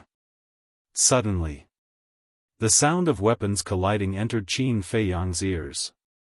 Qin Feiyang was slightly stunned, and immediately became vigilant, lowering his head to scan the area below. He had encountered 3 battle saints in a row and almost lost his life, so now, any slight movement would make him extra careful. Below, there was a vast forest. The sound of weapons colliding came from the forest, not far from where he was. He could still sense 2 auras, but they were very weak. According to his judgment, it should be the aura of a battle emperor. Qin Feiyang secretly heaved a sigh of relief. If it was only a battle emperor, then there was no need to worry. After pondering for a while, he restrained his aura, landed in the forest, and walked toward the place of the battle. A moment later, he crossed a snowy ridge, stood on an ice peak more than 100 feet high, and looked down. Not far away, a man and a woman were fighting, rolling up snowflakes all over the sky. The surrounding trees had been destroyed by the fluctuations of the battle, and it was a mess. The man and woman were about the same age as him, in their 20s. The woman was about 1.75 meters tall, with icy skin and jade-like bones. She wore a white gauze dress, and her eyes were as clear as a mirror. She was quite beautiful. The young man was also tall, wearing a purple robe. He had bright eyes and white teeth, and his appearance was extraordinary. Both of them held a 3-foot-long sword in their hands, and the sharpness was astonishing. At this moment, their clothes were somewhat tattered. And there were bloodstains everywhere. Their cultivation were similar, both were 3-star battle emperors. Qin Feiyang had not seen a battle between battle emperors for a long time. Therefore, for a moment, he watched with great interest. However, after watching for a while, he felt a little strange. Although their cultivation were the same, the young man in purple was obviously stronger than the woman in white. And now, the woman in white was indeed being forced back by the young man in purple. It could be said that if the young man in purple wanted to end the battle, he could do it immediately. However, the young man in purple did not kill the woman in white. After a while, the young man in purple was angry and roared, "Bitch, it's your fortune that I have taken a fancy to you. If you continue to be stubborn, don't blame me for being ruthless." Qin Feiyang was stunned. "Stop dreaming. Even if I die, I won't let you do as you wish," the woman in white scolded. Her bright eyes were filled with hatred, but there was also a trace of helplessness. "So that's how it is," Qin Feiyang whispered, and then the corner of his mouth curled up into a bitter smile. How melodramatic. Chapter 794. Die? Let me tell you, if you don't obey me today, it'll be hard for you to die.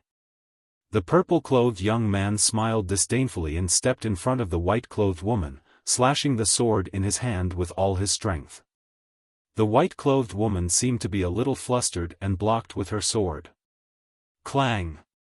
However, the purple-clothed young man's strength was too great, making her arm numb. The sword in her hand immediately fell out of her hand and into the snow in the distance.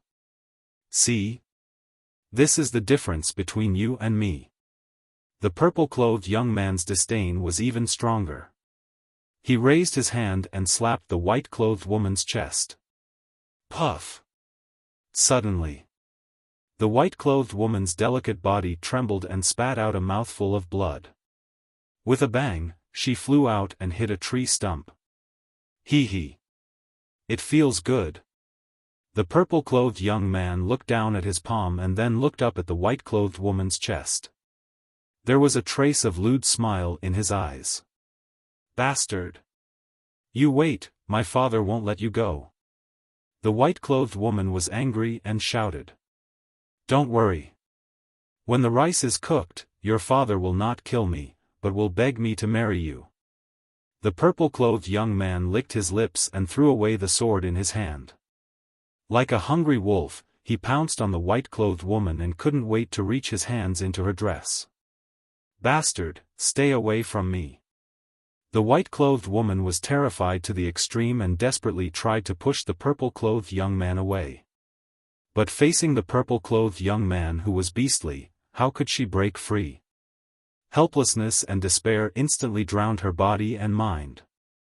"I'm curious, in this world of ice and snow, can your little thing get hard?" But at this time, a playful voice suddenly sounded from the side. "Who?" The purple-clothed young man was shocked and turned his head to look. He saw that not far away, there was actually a white-clothed young man who appeared out of nowhere. This white-clothed young man was none other than Qin Feiyang. He was very disgusted with this kind of bullying behavior. So, he stood up and stopped the purple-clothed young man's beastly behavior. At this moment, Qin Feiyang hid his aura like an ordinary person. And his injuries had not healed and his face was faintly pale. At first glance, he was like a sick young man. The purple-clothed youth glanced at Qin Feiyang, disdain crawling up his face as he said, "Let me tell you, don't meddle in other people's business." His body was still firmly pressing down on the woman in white, not giving her a chance to escape. The woman in white struggled a few times, but she couldn't break free. She also looked at Qin Feiyang. Her teary eyes were filled with pleading. Qin Feiyang looked at her and smiled at the purple-clothed youth. "Shouldn't this kind of thing be consensual? Why do you talk so much nonsense? Do you want to die? Scram if you know what's good for you. Otherwise, if you anger this young master, you won't have a good time," the purple-clad young man said angrily. His eyes were filled with killing intent. "Don't go, please, I beg you, save me." The white-clothed woman immediately began to plead as well, her tears falling like rain. "Don't be afraid." Qin Feiyang smiled faintly, looked at the purple-clothed youth and said, "I'm sorry, there's nothing wrong with me, I just can't stand seeing a woman cry in front of me, especially such a beautiful little girl." "You're courting death." The purple-clothed youth became ferocious, he stood up and grabbed the battle sword, staring at Qin Feiyang fiercely, and said, "Do you know who this young master is? Tell me, let's see if you can scare me." Qin Feiyang still had a faint smile on his face. "Listen carefully to this young master. This young master is the son of the Black Cloud tribe's leader, Hiyu. Do you know how strong my father is? Let me tell you, he is an invincible 9-star war sect," the purple-clothed youth said proudly. "Ugh!" Qin Feiyang was stunned. If the 9-star war sect was invincible, then wouldn't the war saint be heaven-defying? The frog at the bottom of the well was truly pitiful. He would never know how big the outside world was. "You really scared me." Qin Feiyang chuckled, and walked towards the purple-clothed youth step by step. "Looks like you really want to die." The purple-clothed youth laughed coldly, raised his battle sword, and slashed towards Qin Feiyang. "Be careful." The white-clothed woman who was curled up in a ball by the side was extremely frightened.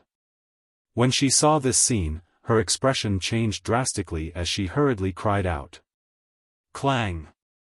But before he could finish his sentence, Qin Feiyang raised his arm, and with a light pinch of his index and middle fingers, he directly caught the blade of the sword.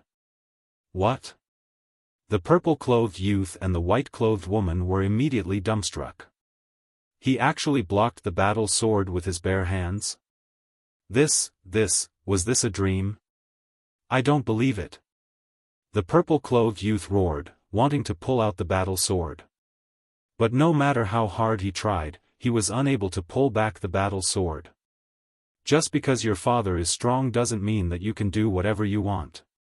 Qin Feiyang smiled faintly, and with a slight force from his index finger, accompanied by a clanging sound, the battle sword flew out of the purple-clothed youth's hand and stabbed into the snow not far away.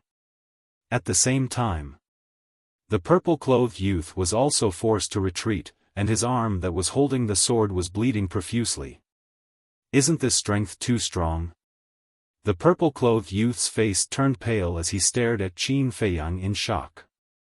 Women are meant to be loved, not used to vent their lust, understand? Qin Feiyang said lightly. Yes, I know I was wrong. The purple-clothed youth's gaze trembled as he nodded his head repeatedly. Scram!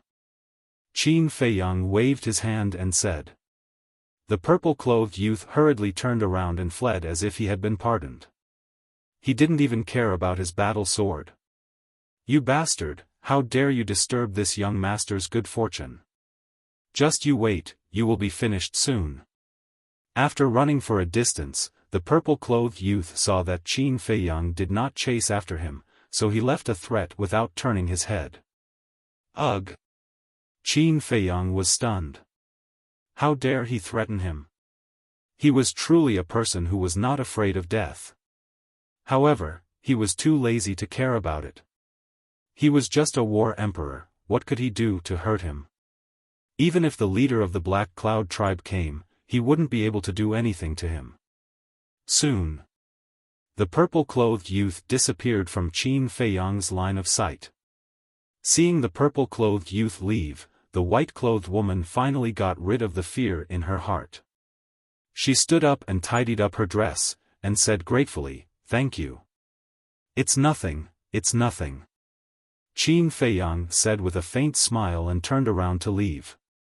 Seeing that, the white-clothed woman hurriedly said, "Wait, I haven't asked for Big Brother's name yet?" Qin Feiyang. Qin Feiyang said without turning his head. But after saying that, he regretted it. Cui Qingqing had said that the rumor that he had killed all the people in the first and second areas was already known to everyone in the third area. And this woman definitely knew about it as well. He turned to look at the woman, his eyes flickering. Qin Feiyang, at the same time. The white-clothed woman also looked at Qin Feiyang in surprise. Qin Feiyang's eyes flashed, and said, "What do you want to say?" The white-clothed woman stammered, looking rather nervous. Qin Feiyang asked again, "Do you think I look like a murderous demon king?" "Not at all." The white-clothed woman shook her head and said, "But now, everyone is talking about how you massacred everyone in the first and second areas. Gossip is a fearful thing." Qin Feiyang sighed deeply, turned around, and left in large strides. Looking at Qin Feiyang's back, the white-clothed woman struggled for a moment, and said, "Qin Dage, wait." Then, he chased after him. "Is there anything else?" Qin Feiyang stopped and turned to look at her suspiciously. "No matter what kind of person you are, Qin Dage, I have to thank you properly. So, I boldly invite Qin Dage to my tribe as a guest, and I hope Qin Dage won't refuse," the white-clothed woman said with a face full of sincerity. This, Qin Feiyang hesitated. "Don't worry, my father and the clansmen of my tribe are all grateful people, and they won't reveal your identity." The white-clothed woman seemed to have seen Qin Feiyang's concern, and said again, "Well, I happen to have a lot of questions, and I want to ask you." Qin Feiyang nodded and smiled. The white-clothed woman was overjoyed, and quickly ran to pick up the battle sword that had fallen before, and then ran to Qin Feiyang, and said with a smile, "My tribe is not far ahead, Qin Dage, please." Qin Feiyang smiled, turned around, and strode forward. But just as he turned around, the white-clothed woman's eyes suddenly surged with a cold light, and the arm holding the battle sword suddenly raised, piercing Qin Feiyang's back like lightning, and penetrating his lower abdomen. His qi was also instantly shattered. Immediately, Qin Feiyang's face flushed red, and he spat out a mouthful of blood. The white-clothed woman seemed to be very scared, and quickly pulled out the battle sword, and retreated far away. Qin Feiyang looked down at the wound on his lower abdomen, and for a moment, he found it hard to believe that this woman would actually plot against him. One had to know. It was he who had saved the white-clothed woman's life before. Moreover, this woman appeared to be so kind and pure. Swish. He suddenly turned around, stared at the white-clothed woman, and said, "This is your so-called gratitude?" As if frightened by Qin Feiyang's gaze, the white-clothed woman kept retreating, and said, "You killed so many people, your sins are monstrous, and you deserve to die. I am eliminating evil for the people. What's more, the city lord of Tianyang City has already put a bounty on you." Bounty? Qin Feiyang was stunned for a moment before he mocked, "I think it's fake to get rid of evil for the people. It's more like it's for the bounty. I'm very curious, how much bounty did that heavenly sun city lord put on me?" 500 billion gold coins, a type of 6th-grade pill fire. The white-clothed woman said. "I'm so valuable. Qin Feiyang laughed. He didn't die even after encountering 3 great 1-star battle saints, and now he actually fell into the hands of a 3-star battle emperor. What a joke. Suddenly, his eyes burst out with a shocking killing intent. Clang! With a thought, Chang Shui appeared, streaking across the sky like lightning, and entered the white-clothed woman's heart. Ah! With a blood-curdling scream, the white-clothed woman died on the spot, and blood splattered 3 feet. Although his qi was shattered, and he was equivalent to a cripple, controlling Chang Shui did not require battle qi, and only required a thought. No matter how kind a person looks on the surface, they can't be trusted easily. Looking at the white-clothed woman's corpse, Qin Feiyang couldn't help but let out a long sigh. This was the price of trusting a person easily. However, after fusing with the fire of life, the shattering of the qi was not a fatal injury. Moreover, he still had the spirit C pill, and as long as he recuperated for a period of time, his qi would be able to recover. Following that. Chapter 795. Little Qin Z, is that woman beautiful? As soon as they entered the castle, Wolf King approached Qin Feiyang and asked sneakily. Qin Feiyang was stunned and asked in confusion, "What do you mean? You have always been vigilant, but this time you fell into the hands of a woman. So we were thinking that she must be a great beauty." Wolf King chuckled. Qin Feiyang was stunned and looked at Fatso and the others. Everyone's eyes were full of ridicule. Wolf King urged, "Tell us, we are really curious." Qin Feiyang's face darkened and he said angrily, "That's enough. Who hasn't made a mistake? It's understandable for others to make a mistake, but it's unusual for you to make a mistake." The fatty chuckled, and a wretched grin appeared on his face. Qin Feiyang was helpless to the extreme. He was not a god. He was just a mortal with the naked eye. Besides, even if he was a god, there would be times when he made a mistake. Was it necessary to tease him like this? He was too lazy to talk nonsense. He directly sat cross-legged on the ground, took a spirit C pill, and began to repair his qi. Seeing this, Fatso and the others couldn't help but snicker. Fatso said secretly, "Do you think we should just let it go?" "Nonsense, of course we can't just let it go." Lu Hong snorted coldly. The fatty was slightly taken aback. He looked at Lu Hong playfully with a meaningful smile on his face. Not long after Qin Feiyang entered the castle, a group of people flew over aggressively. The person in the lead was a burly man. He was about 1.9 meters tall and wore a pair of black shorts. His upper body was exposed, and his bronze skin was full of explosive power. His eyes were sharp, his muscles bulged, and his whole body exuded a wild aura. Beside the burly man was a young man. His face was pale and his gaze was weak. However, there was a sinister look between his brows. It was the purple-clothed youth who had escaped earlier, Hiyu. There were more than 10 people behind the two of them. Their strength was not bad either, and the weakest was a 1-star battle ancestor. Not long after, a group of people arrived at the scene of the incident. Hiyu pointed downwards and said, "Uncle, it was here earlier." The burly man swept his gaze across the glacier below. Looking at the radius of several miles, there was not even a shadow of a ghost, let alone a human. He turned to Hiyu and frowned. "Are you sure?" "Yes." Hiyu nodded. A black-clothed man behind him said, "Could it be that he has already gone to the White Cloud tribe?" "Impossible. The White Cloud tribe is adjacent to our Black Cloud tribe. If he really went to the White Cloud tribe, he would definitely meet us on the way." The burly man shook his head. After pondering for a while, he waved his hand and said, "Go down and search carefully. See if you can find any clues." "Yes." The 10 or so people behind the burly man respectfully responded and spread out in all directions, starting a carpet search. He swept his gaze across the forest below, and his gaze became gloomier. He said, "Uncle, no matter what, we can't let him escape. Don't worry. With Uncle here, as long as we can find him, he will definitely die today. But you don't blame Uncle for scolding you. What you did this time was really inappropriate." The burly man said.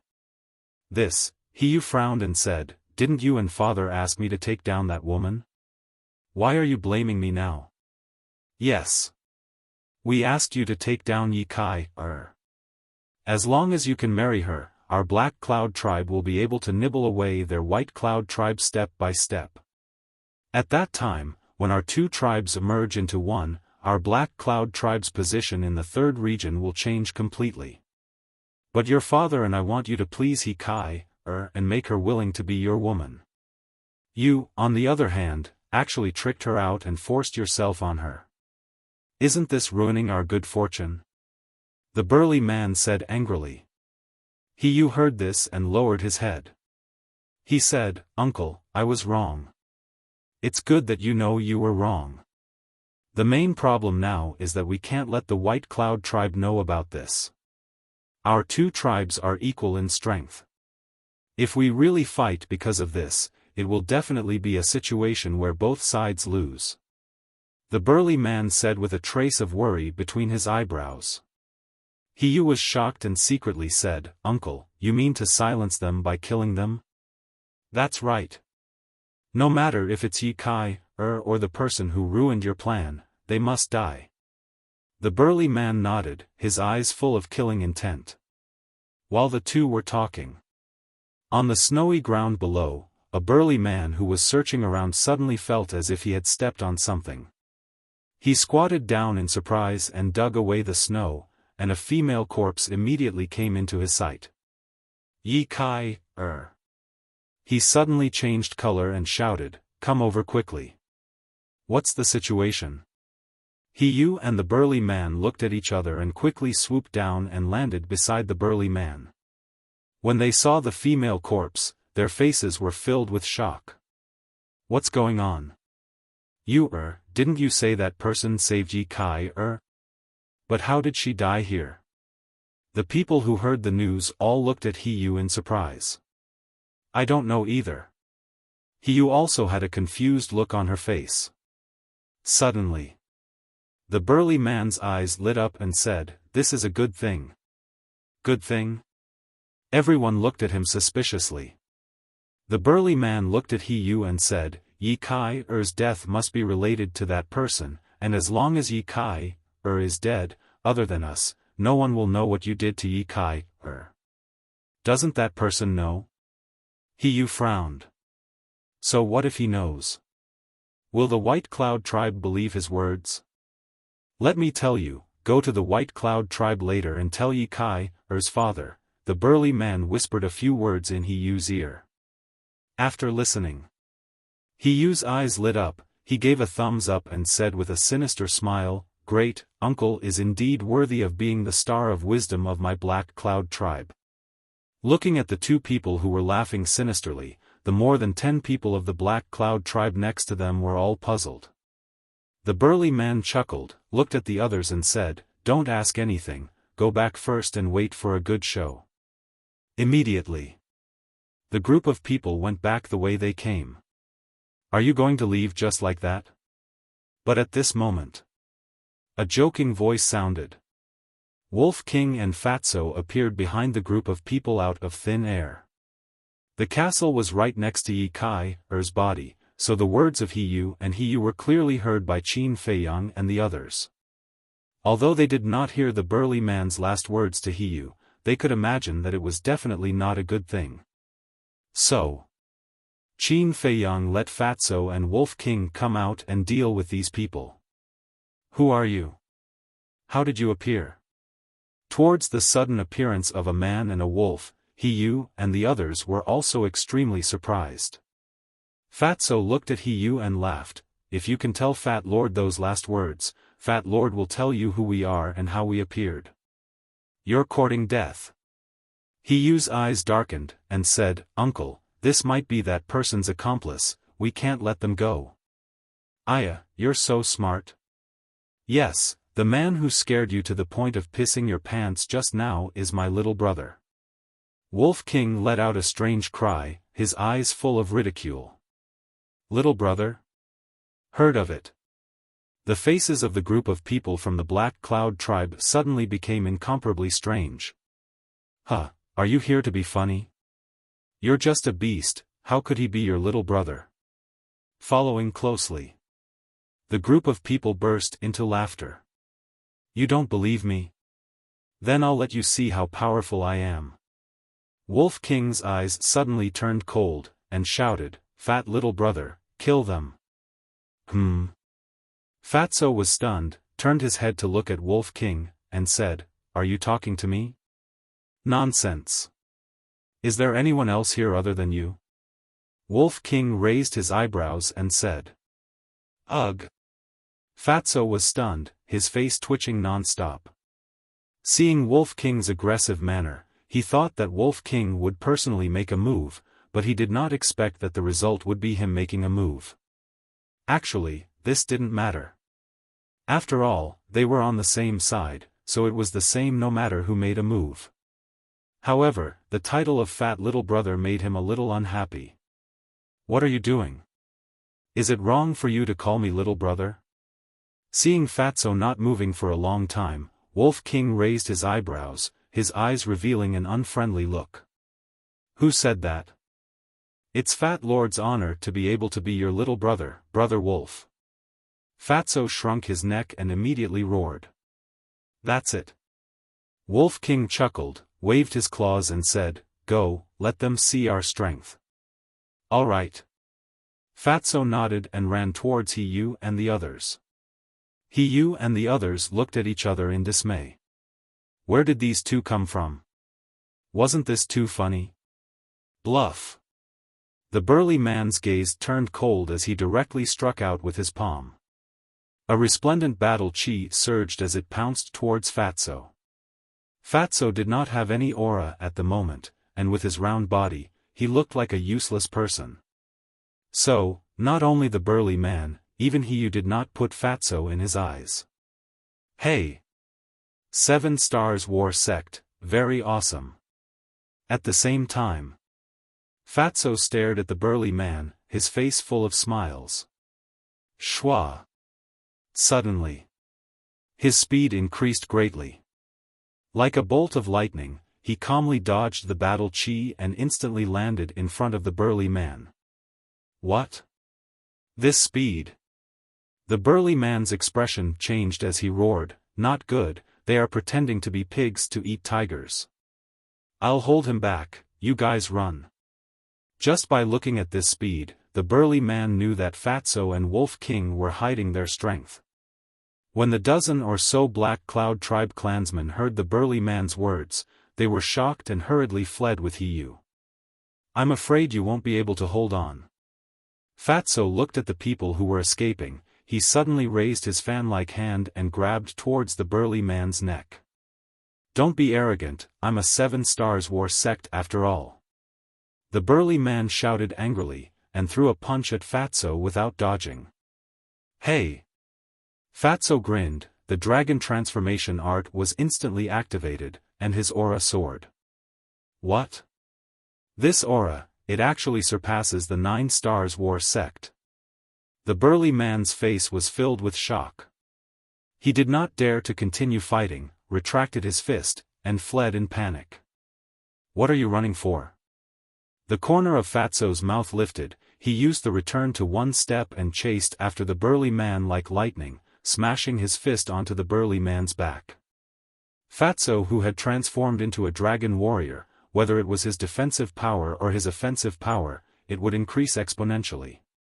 Fatso himself was a 6-star war sect, and the dragon transformation art was a perfect battle art. Therefore, his current fighting strength had already surpassed the 9 Stars War Sect. How could the burly man withstand a punch that surpassed the 9 Stars War Sect? Boom! On the spot. The burly man was sent flying by the punch, his internal organs ruptured, and with a blood-curdling scream, he flew out horizontally and smashed into a snowy ridge in front of him. With a loud rumble, the snowy mountain range collapsed and buried him. You can't even withstand a single blow. Fatso shook his head and sneered. He raised his head and looked at you and the others. A black-clothed man opened a teleportation gate, and a group of people were preparing to escape through the teleportation gate. Before we escape, do we have to get Fat Lord's permission? Fatso sneered. He raised his hand and waved it. Black Dragon Battle Chi appeared, and like a black python, it roared and rushed forward. Boom! Chapter 796. Trash. Fatso smiled disdainfully, took back his arm, turned around and walked to Wolf King. He laughed and said, "Well, Fat Lord is awesome, right? Humph, it's just a group of small fish. What's there to be proud of?" Wolf King rolled his eyes at him and whispered, "Little Qin Zi, that's enough. Take us to the castle." Before his voice died away, Fatso and Wolf King disappeared into thin air, as if they had evaporated from the world, leaving no trace. However, not long after they disappeared, a bloody figure crawled out from the collapsed snowy mountain. It was the burly man. Glancing at the empty snowy land, he immediately opened a portal and climbed in. The next moment, he landed in front of the gate of a tribe. Two tall burly men stood on both sides of the gate. As soon as they saw the burly man, their faces changed. They hurried forward and asked in surprise, "What's wrong with you?" The burly man did not answer, but asked anxiously, "Did you, and the others come back?" "I didn't see them." The two men shook their heads. The burly man's heart sank. He said, "Take me to the chief." Okay. The two men hurriedly helped the burly man up. One of them immediately carried the burly man on his back and rushed into the tribe. Soon, the two men came to a wooden building in the center of the tribe. The door of the wooden building was closed. The burly man carried the burly man on his back and rushed in. "Why are you in such a panic?" A displeased voice could be heard in the wooden building. In the center of the hall, there was a white animal skin. A middle-aged man in white was sitting cross-legged on the animal skin with his eyes closed. He was thin, about 1.8 meters tall, and his cold facial features had a great majesty. This man was the chief of the Black Cloud tribe. The burly man said anxiously, "Second brother, did you, come back?" The chief of the Black Cloud tribe was stunned and opened his eyes. When he saw the burly man full of scars, his face suddenly changed. He hurriedly got up and walked to the sturdy man's side. Looking at the sturdy man, he asked in surprise, "Big brother, what happened to you?" The burly man roared, "Answer me first, is you back yet?" "No." The leader of the Black Cloud group shook his head. "It's over." The burly man's face instantly turned ashen. Seeing this, the leader of the Black Cloud Alliance couldn't help but have a bad premonition in his heart. He urged, "What's going on? Big brother, quickly tell us." "Put me down." The burly man patted the burly man's shoulder. The burly man squatted down. When the burly man's feet touched the ground, the burly man turned around and supported the burly man. "It's like this." The burly man looked at the leader of the Black Cloud tribe and explained everything that had happened in detail. "What?" Hearing those words, the leader of the Black Cloud tribe staggered and nearly fell to the ground. "Second brother, it's Big Brother's fault for not being able to protect you, If you want to beat me or scold me, feel free to do so." The burly man blamed himself. The leader of the Black Cloud tribe closed his eyes, his face filled with pain. A moment later, he opened his eyes and shook his head. "Big brother, this isn't your fault. It's my fault. If I could have gone there myself, none of this would have happened. But, the burly man wanted to say something, but the leader of the Black Cloud tribe extended his hand and said, "Big brother, it's already happened. There's no need to argue about who's right and who's wrong. The most important thing right now is to avenge everyone." When he said the last sentence, a strong killing intent burst out from his eyes. "Second brother, don't be rash. That fatso's strength is very terrifying." At that time, when he turned into a dragon form, his aura surpassed that of the 9 Star War sect. If even he is so strong, then one can imagine that the wolf's strength is definitely stronger than his. That's why we have to take the long view. The burly man hurriedly said. Stronger than the 9 Star War sect? The leader of the Black Cloud tribe was stunned. Do you know them?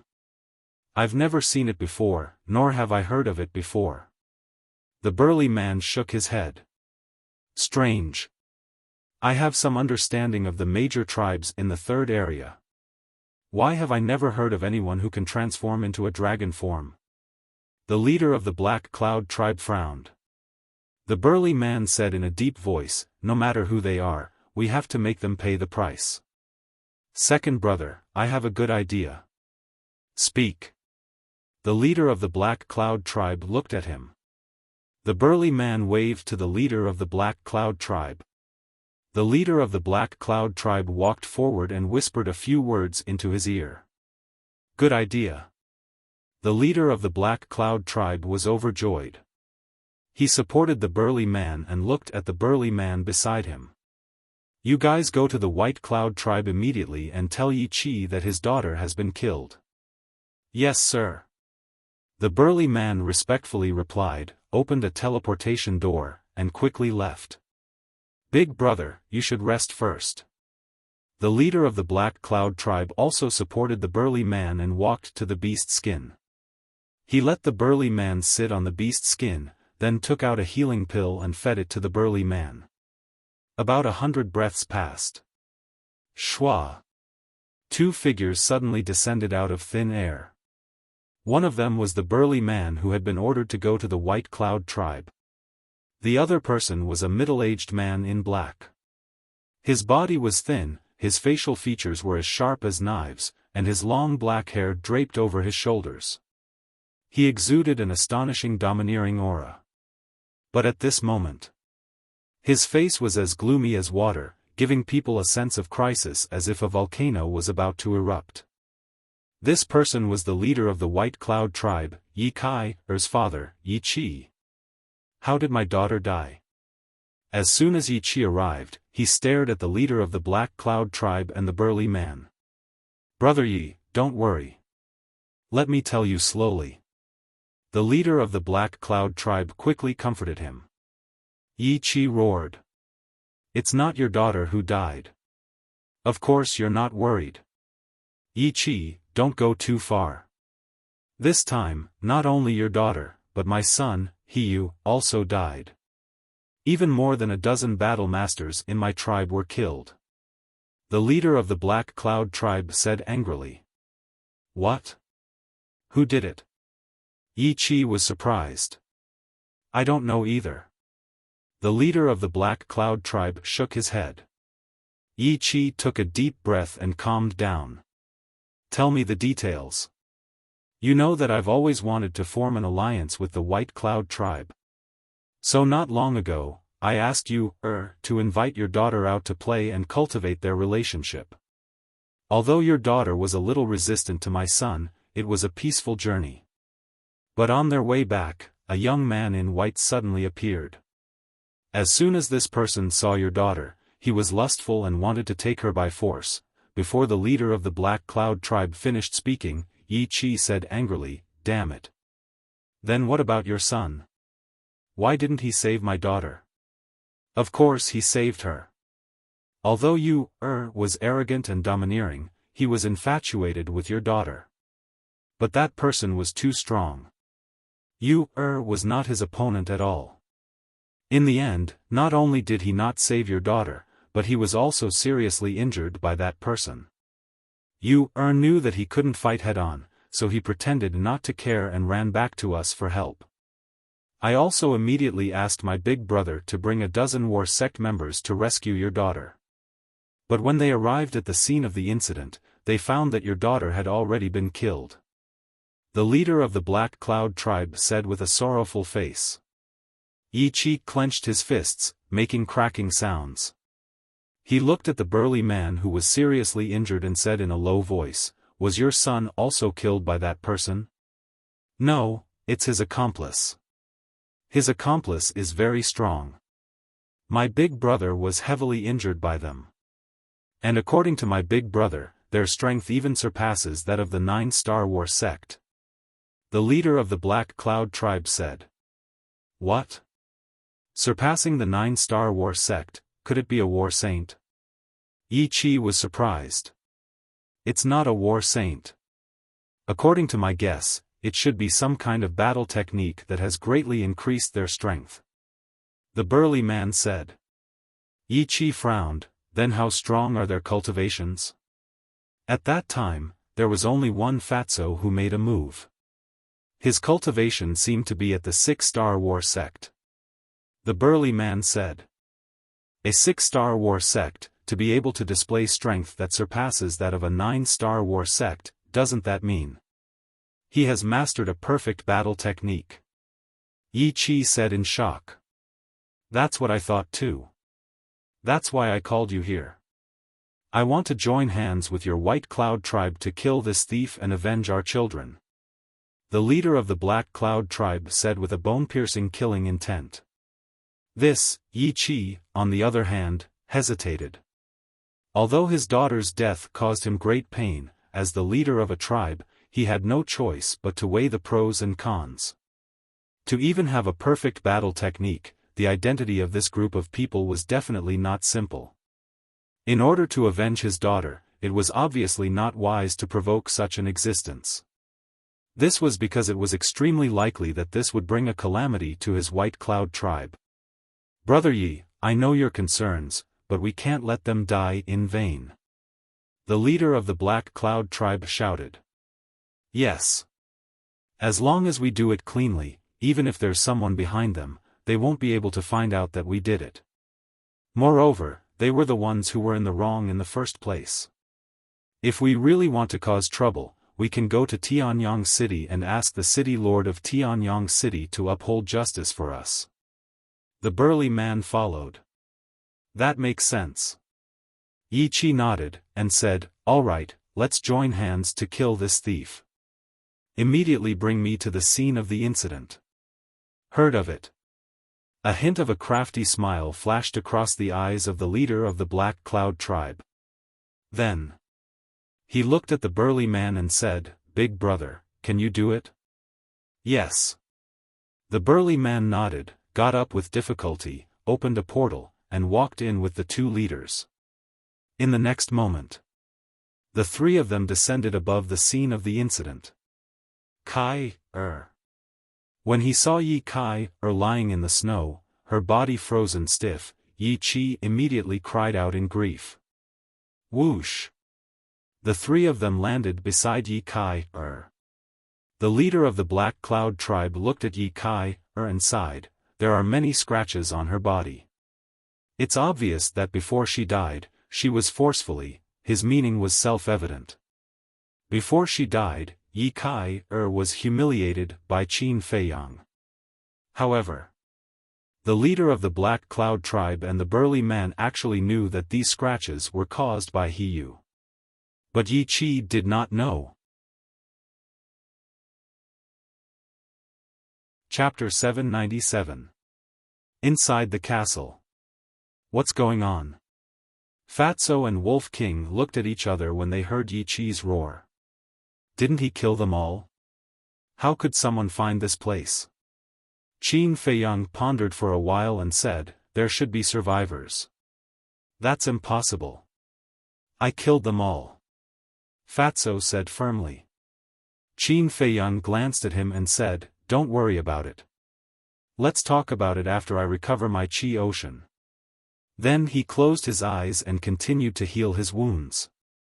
Outside, After waiting for a long time, Yi Qi squatted down in pain and looked at Yi Kai's pale face. "Don't worry. I will avenge you. They must have escaped. Brother Yi, it seems that we have to send everyone from our 2 tribes to find them," the leader of the Black Cloud tribe said. Yi Qi gritted his teeth and said, "Then let's find them." Then he picked up Yi Kai and strode away.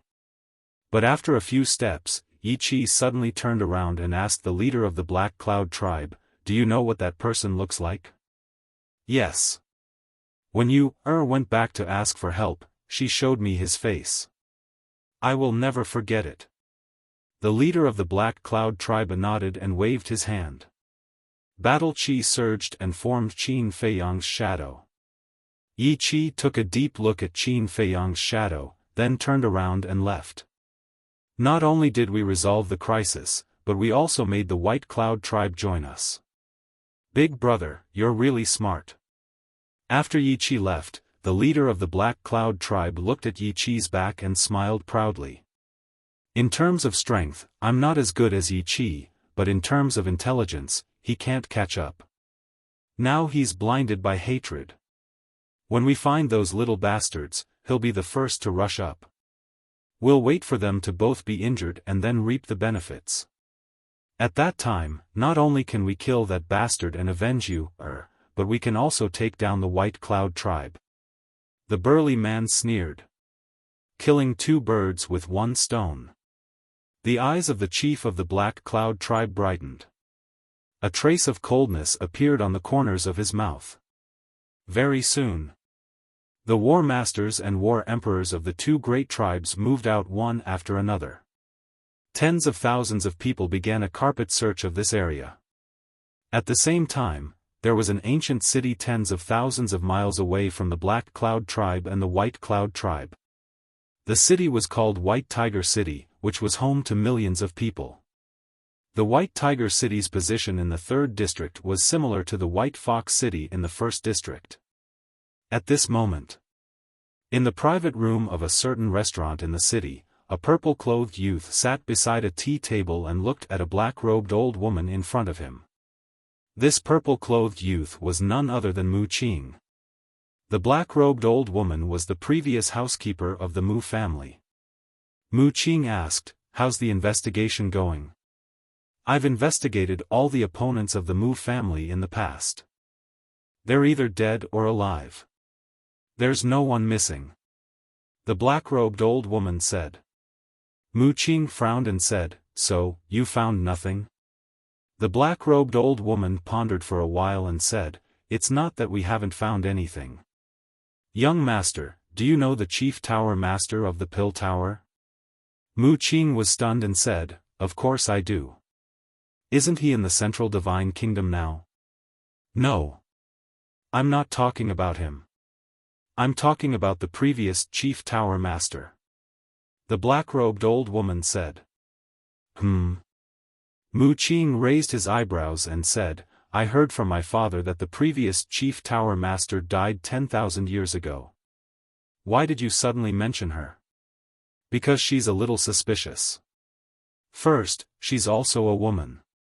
Secondly, although she has already died, no one has seen her body. Back then, the ancestors of the Mu family personally went to look for her body, but they didn't find anything," the black-robed old woman said. "That shouldn't be possible. The previous chief tower master's strength has already reached the peak.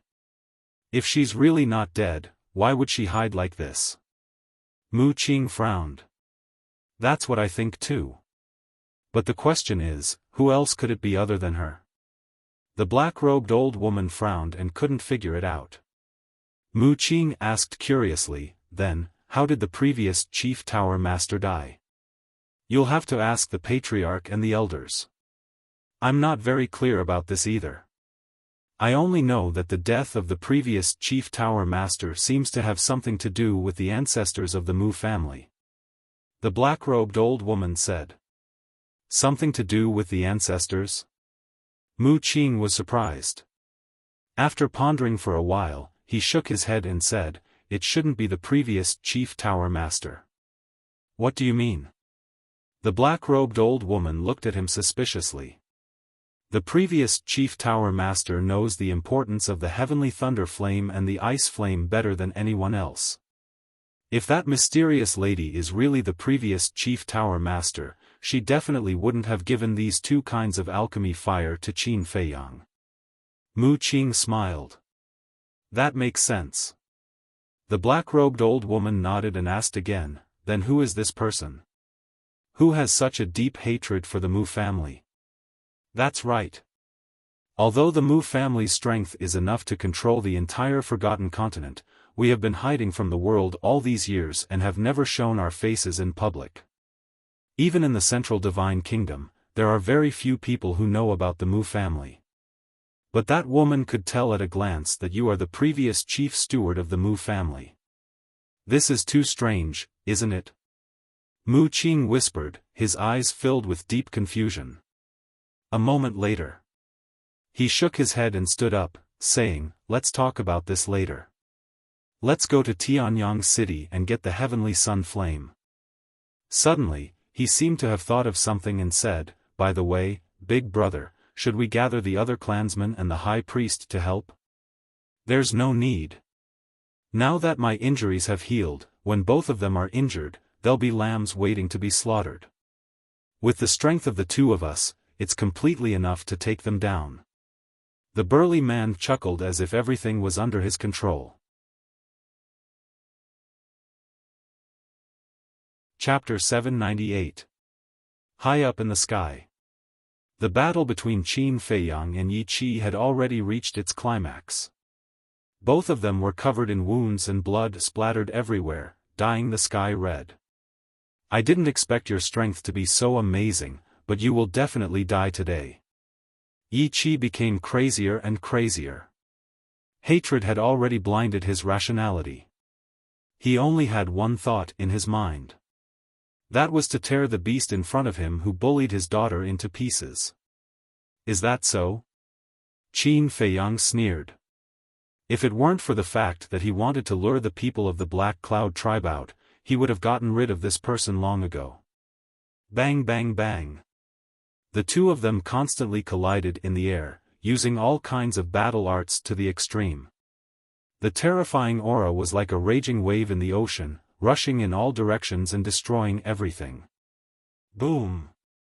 About a few hundred breaths later, the two of them collided again. This time, the collision was unprecedentedly fierce.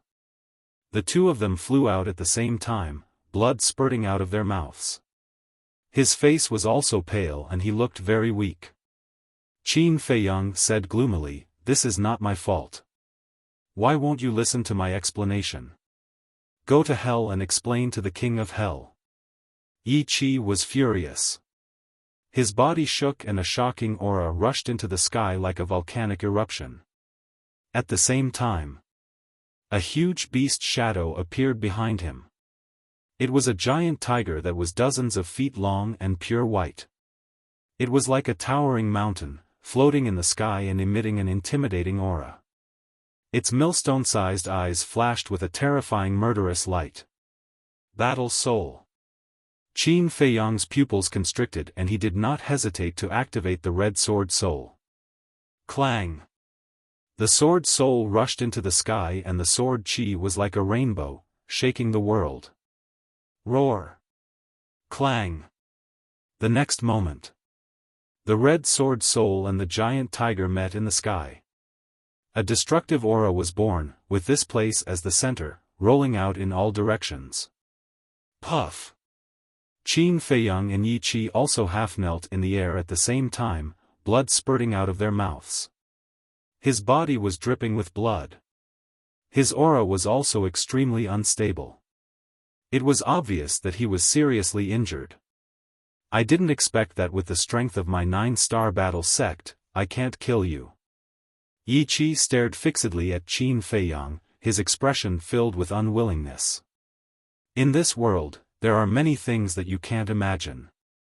Qin Feiyang smiled disdainfully. As he spoke, he glanced at the forest below from the corner of his eyes, and a cold light flashed in the depths of his eyes. Whoosh! The next moment, two figures rushed out from a forest not far away. They were the leader of the Black Cloud tribe and the burly man. Yi Qi's eyes lit up when he saw the two of them. He hurriedly said, "You've come at the right time. I've already heavily injured this bastard.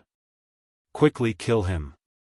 Qin Feiyang glanced at the two of them and said meaningfully, "I'm afraid they didn't come here just to kill me." The leader of the Black Cloud tribe and the burly man were stunned. What did he mean? Could it be that this person already knew about their scheme? However, the outcome had already been decided. Even if he knew, it didn't matter. Swish! The two of them landed beside Yi Qi. The chief of the Black Cloud tribe smiled and said, "Brother Yi, thank you for your hard work. As long as I can kill him, no matter how hard it is, it will be worth it." Yi Qi said, full of hatred. The burly man smiled and said, "Don't worry, he will definitely die. But before we kill him, you must die first." Yi Qi was stunned and frowned. "What do you mean?" Qin Feiyang said sarcastically, "You still don't understand. They want to kill you and take over your White Cloud tribe." "What?" Yi Qi turned pale with fright. The leader of the Black Cloud tribe and the burly man frowned and looked at Qin Feiyang suspiciously. They asked, "How did you know?" Qin Feiyang smiled and said, "Is this important?" The burly man frowned and smiled. "It's indeed not important. You're all going to die soon anyway." However, Yi Qi was still confused in the face of this sudden situation. Sigh. Qin Feiyang sighed deeply and slowly got up. He looked at Yi Qi and said, "I'll tell you the truth. The one who was blinded by lust wasn't me. It was his son." Yi Qi was stunned and shouted at the three of them, "Tell me, what's going on?" At the same time, the two burly men who had first discovered Qin Feiyang also realized that something was wrong and quietly retreated, wanting to return to the White Cloud tribe to find reinforcements. However, the leader of the Black Cloud tribe and the burly man had been paying attention to them. The burly man immediately turned to look at the two of them and said, "If you don't want to die, then obediently stand there and don't move." The two of them stiffened and didn't dare to move. Their faces were filled with fear. Because, they were only one Star War sect S, while the burly man was a 7 Star War sect. Killing them was as easy as flipping one's hand. But looking at all of this, Qin Feiyang's eyes faintly contained a trace of ridicule. He could see through the burly man's thoughts with a single glance. From the burly man's point of view, the overall situation was already set. No one could stop the plan to annex the White Cloud tribe. As for the two burly men, although they were from the White Cloud tribe, after the annexation, they would be part of the Black Cloud tribe. Of course. If the two of them were ordinary, they wouldn't care about them and would just kill them. But those two were both one Star War sect S. And to nurture a war sect, one would have to spend a lot of money and effort. It would be a pity to kill them. That was why the burly man kept the two of them. Following that, Qin Feiyang looked at Yi Qi. "The truth is, at that time, he wanted to rape your daughter. I happened to meet her and saved her. But what I didn't expect was that your daughter would actually repay kindness with enmity and plot against me behind my back. Of course I had to kill her. After that, when the people of the Black Cloud tribe found out that your daughter was dead, they twisted the truth and said that I wanted to plot against your daughter. The reason why they're doing this is so that both sides will suffer. This way, not only can they kill me and avenge you, they can also kill you together. As long as you die, the White Cloud tribe will be theirs." Qin Feiyang said. "What?" Yi Qi's face was lifeless. He looked at the leader of the Black Cloud tribe and said, "So, your son approaching my daughter in the past was also premeditated." "Huh. Since you've already exposed it, there's nothing to hide." That's right. A long time ago, I wanted to annex your White Cloud tribe. But I knew that you would definitely not give in so easily, so I let you, approach your daughter. But what I didn't expect was that you, would be so impulsive. He tricked your daughter out and forcefully took her. What I didn't expect even more was that this little bastard would come out halfway and ruin my son's good deed. But there's a saying that goes, mountains and rivers are endless, but there's always a light at the end of the tunnel. He actually killed your daughter. Naturally, I had to use this to fulfill my ambition. The leader of the Black Cloud tribe chuckled. Although he used death made him a little sad, it was worth sacrificing a son to annex the White Cloud tribe and fulfill his long-cherished wish. Damn it! Why didn't you tell me earlier? Yi Qi roared at Qin Feiyang. I wanted to tell you at first, but you didn't let me. Who's to blame? Qin Feiyang shrugged. I hate it. Yi Qi roared, his face full of regret. The chief of the Black Cloud tribe looked at Yi Qi with disdain. He turned his head to look at Qin Feiyang and said, Brat, I'm very curious. You clearly saved Yi Kai, but why would she repay your kindness with enmity and plot against you? Yeah, why? My daughter would never bite the hand that feeds her. Yi Qi roared. Why else? It must be that after you, left, he was lusting after Yi Kai's beauty and wanted to do something bad. In the end, Yi Kai would rather die than obey him. This made him angry, so he ruthlessly killed Yi Kai. The burly man sneered. Qin Feiyang's face twitched. How could this person's imagination be so rich? He sized up the burly man, the corners of his mouth raised slightly, and said, Do you think you're very smart? The burly man looked at him with contempt and said, This was all my idea. What do you think? Clap. Qin Feiyang raised his hands and clapped. He shook his head and sighed, What a sad frog in the well. What did you say? The burly man's face darkened. This person thought he was very smart, but he didn't know that in the eyes of others, he was just a clown who was fooling around. Qin Feiyang ignored him and looked at Yi Qi, saying, Your daughter plotted against me because she knew my true identity. True identity? The leader of the Black Cloud tribe and the burly man were shocked. Could it be that this person really had a powerful background? The burly man asked, Who are you? It doesn't matter who I am, because you're going to die soon. Qin Feiyang smiled. Die? The two of them looked at each other and couldn't help but laugh as if they were looking at an idiot. You want to kill us in your current state? The burly man sneered. Not to mention you, even if you call your two companions here, they won't be able to return alive today because I'm here. The leader of the Black Cloud tribe said proudly. You're so confident? Qin Feiyang was stunned. Yes, I'm confident. Your two companions are indeed very strong to be able to seriously injure my big brother, but my big brother is only a 7-star war sect. And I am a 9-star war sect. In front of me, they can't even withstand a single blow. The leader of the Black Cloud tribe said contemptuously, full of confidence.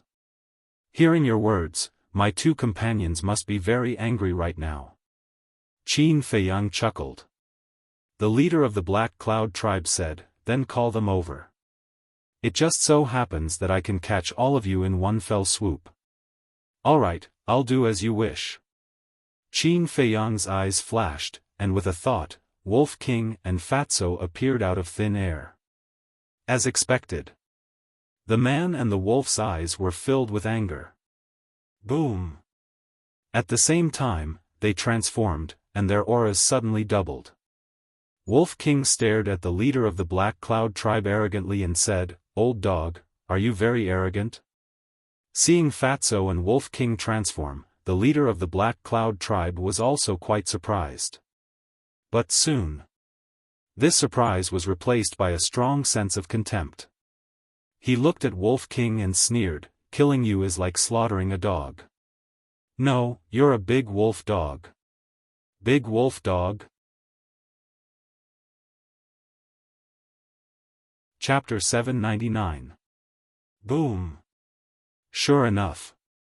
Wolf King was furious. It waved its claws and took out the rib. Staring at the burly man, it said, "We were careless last time and let you escape by luck.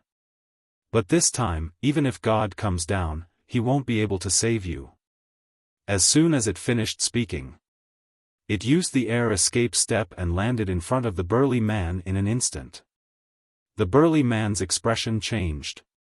He hurriedly retreated in horror and shouted, "Second brother, save me." With just him? Wolf King was disdainful. "You're courting death." The leader of the Black Cloud tribe was right next to the burly man. Seeing this, he immediately attacked Wolf King. Trash! Wolf King waved the rib and smashed it directly on the wrist of the leader of the Black Cloud tribe. Ah! With a scream, the leader of the Black Cloud tribe was sent flying on the spot. His wrist also exploded in an instant. Flesh and blood splattered everywhere. So strong? The leader of the Black Cloud tribe was shocked. Yi Chi was shocked. The burly man's face was even paler. "With your little strength, you dare to be arrogant in front of us. You're really tired of living." Wolf King's eyes were full of contempt. Its claws reached out and grabbed the burly man's head. With a light squeeze, the man's skull cracked with a crack. The sound of the skull cracking was not very loud, but it was like a clap of thunder that exploded in the burly man's mind. Immediately, his body was paralyzed. He knelt in the air and begged in horror, "Don't kill me. I know I'm wrong. I'll kowtow to you, a little trash like you doesn't even have the right to kowtow to me." Wolf King's claws exerted force and the burly man's head exploded like a watermelon. The scene was extremely bloody and terrifying. Yi Chi and the leader of the Black Cloud tribe were stunned. They never thought that these people were so powerful. The leader of the Black Cloud tribe was scared. His previous arrogance was gone, only fear was left. Whoosh! He quickly turned around and fled without looking back. "You want to escape after angering Brother Wolf? Is that possible?" Fatso laughed. Whoosh! But at this moment, two figures broke through the air and arrived. They were two middle-aged women. One was wearing a long white dress. One was wearing a long black dress. Although there were wrinkles at the corners of her eyes, she was still charming. These two were the high priests of the Black Cloud tribe and the White Cloud tribe. "Stop! We can't fight anymore." As the two of them flew, they called out to Yi Chi and the chief of the Black Cloud tribe. What are you doing here? Go back quickly." Yi Chi and the chief of the Black Cloud tribe shouted anxiously. But those two turned a deaf ear to him. Soon, they landed beside Yi Chi and the chief of the Black Cloud tribe. Furthermore, both of them looked at Qin Feiyang in unison, their faces full of horror. What happened?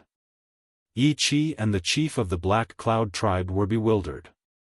The woman beside Yi Chi suddenly knelt in the air. She looked at Qin Feiyang and said, "Little brother, we were wrong. Please let us go." The woman beside the chief of the Black Cloud tribe also knelt down and looked at Qin Feiyang pleadingly. Seeing this scene, Qin Feiyang, Fatso, and Wolf King were all confused. What was going on? Yi Chi and the chief of the Black Cloud tribe were completely dumbfounded. "I'm really sorry. Please do us a favor, you're a great person, so please don't stoop to our level, okay?" The two women begged again. Yi Chi glanced at Qin Feiyang, then looked at the woman and shouted, "What happened? Tell me." The woman said, "I just received news that someone stole the heavenly sun flame in Tianyang City." The high priest of the Black Cloud tribe nodded and said, "And that person brazenly broke into the Pill Pagoda." "What? There's actually such a thing? Yi Qi and the chief of the Black Cloud tribe were dumbfounded and filled with disbelief. At the same time, Qin Feiyang also frowned. What kind of place was Tianyang City? What was the heavenly sun flame? Was it also an alchemy fire? Suddenly, Yi Qi quivered and came back to his senses. He looked at Qin Feiyang and said in surprise, "Then what does this have to do with him?" "That's because that person is him. And he's the murderer who massacred the first and second districts, Qin Feiyang." The two women said word by word. Qin Feiyang. Yi Qi and the chief of the Black Cloud tribe trembled and looked at Qin Feiyang in disbelief. This person was actually that murderous demon king? They also understood why Yi Kai had repaid kindness with enmity. Immediately, the two of them fell into deep fear. However, Qin Feiyang, Fatso, and Wolf King were confused. They had just entered the third district and didn't even know where Tianyang City was.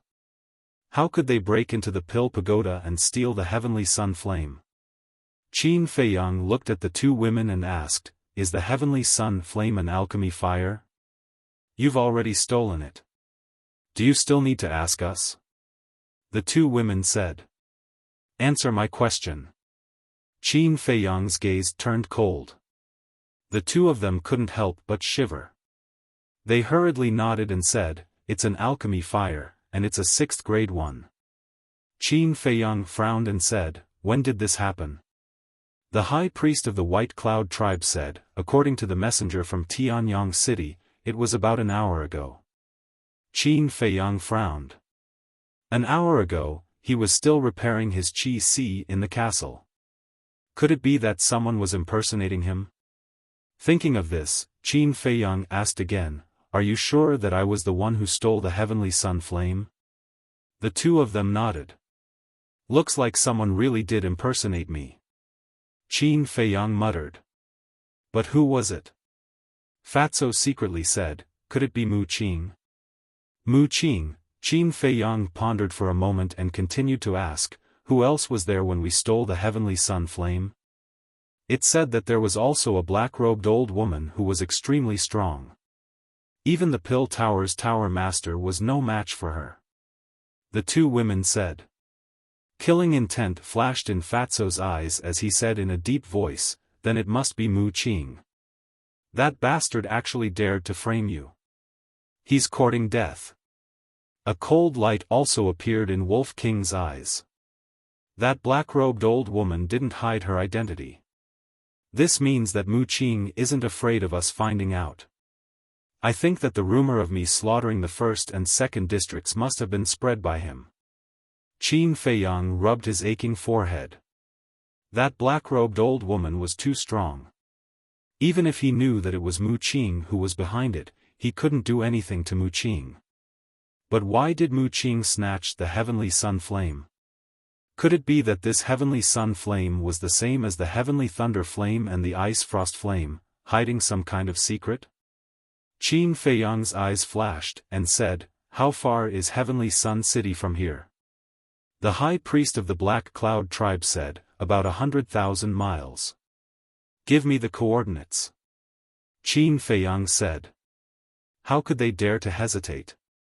They hurriedly gave the coordinates to Qin Feiyang. After receiving the coordinates, Qin Feiyang scanned the four of them, his eyes flickering. The four of them also had faces full of fear. That's not right. Suddenly, Qin Feiyang's gaze trembled, and strands of cold light burst out of his eyes. Seeing this, the four of them were also extremely afraid. Qin Feiyang looked at the two women and said, "I want to ask, did you tell the people of Heavenly Sun City that I am here?" "No, no." The two women shook their heads repeatedly, but there was a trace of panic in their expressions. They were obviously lying. Qin Feiyang already had an answer in his heart and asked, "I'll ask you again, did you really not?" "Really? We swear." The two of them vowed solemnly. "Let me ask you another question. Are the pagoda master and the city lord of Heavenly Sun City dead? Qin Feiyang said. No. The two of them shook their heads.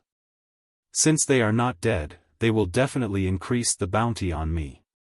In the face of such a huge sum of wealth, how can you not be tempted?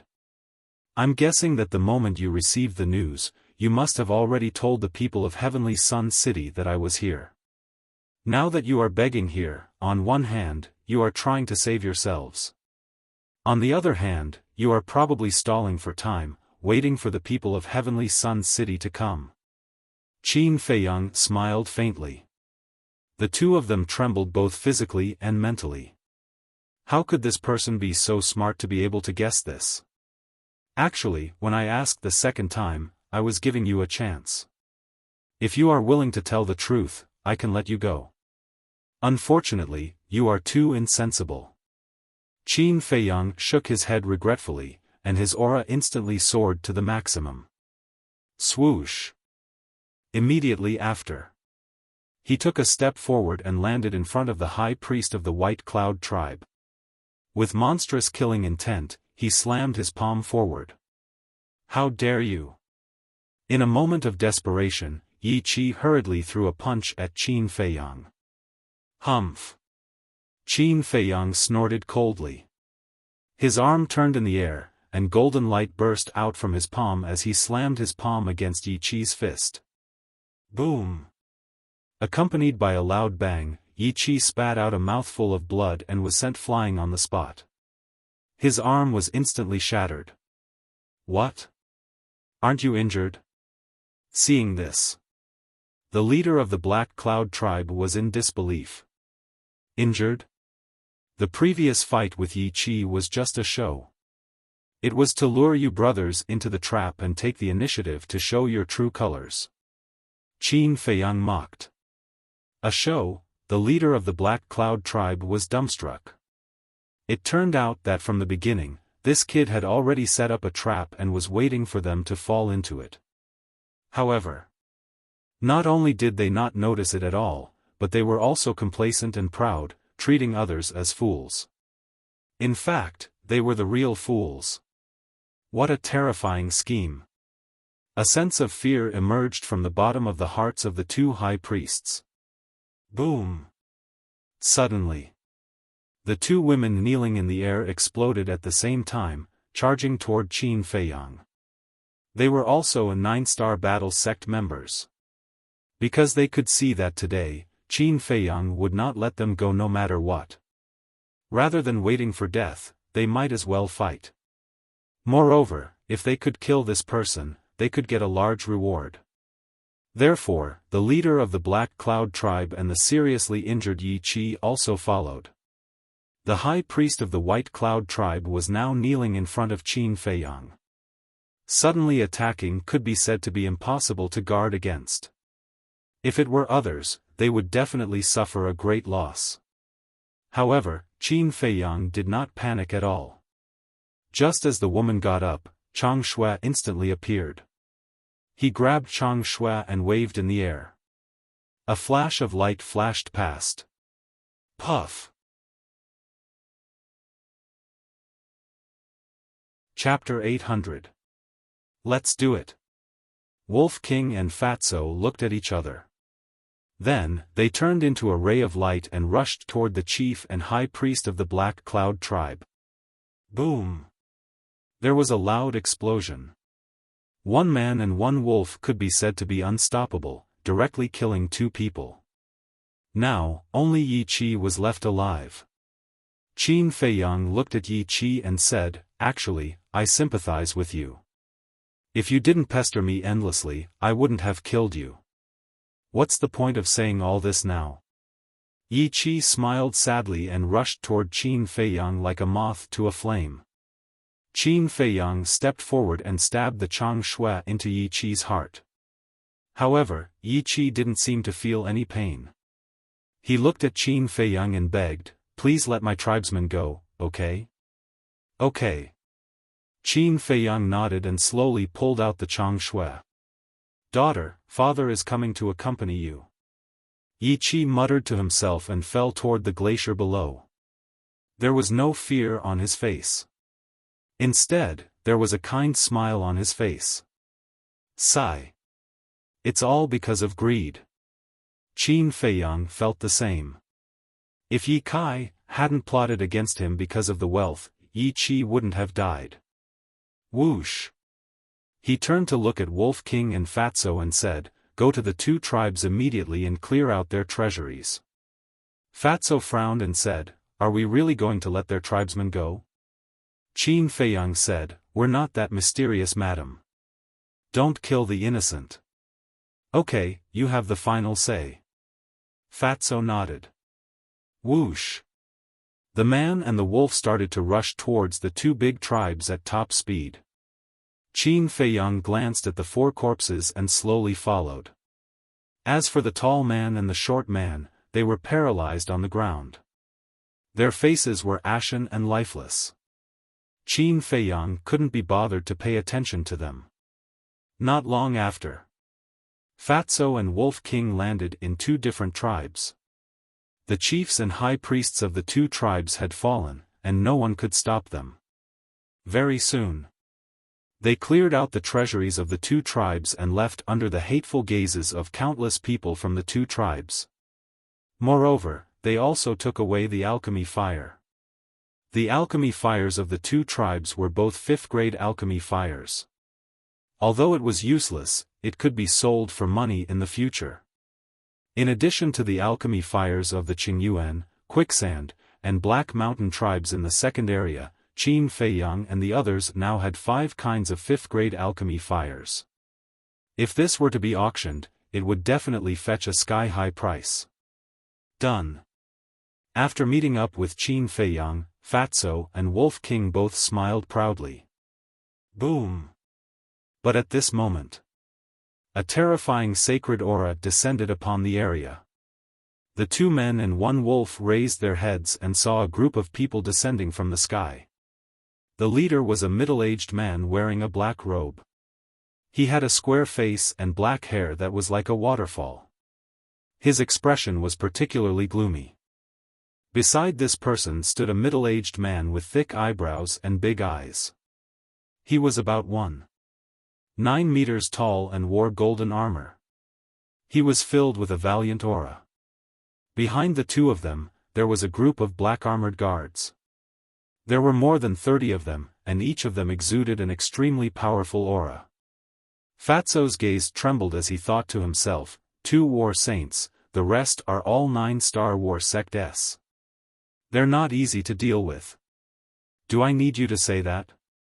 Wolf King rolled his eyes at him. At the same time, the black-clothed middle-aged man and the others also saw Qin Feiyang and the others, and their eyes immediately turned cold. The golden-armored man shouted, "Qin Feiyang, hand over the heavenly sun flame immediately." Wolf King said disdainfully, "You say you'll hand it over? Who do you think you are?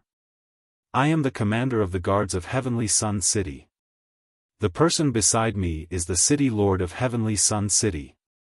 The golden-armored man said. "City lord of Heavenly Sun City."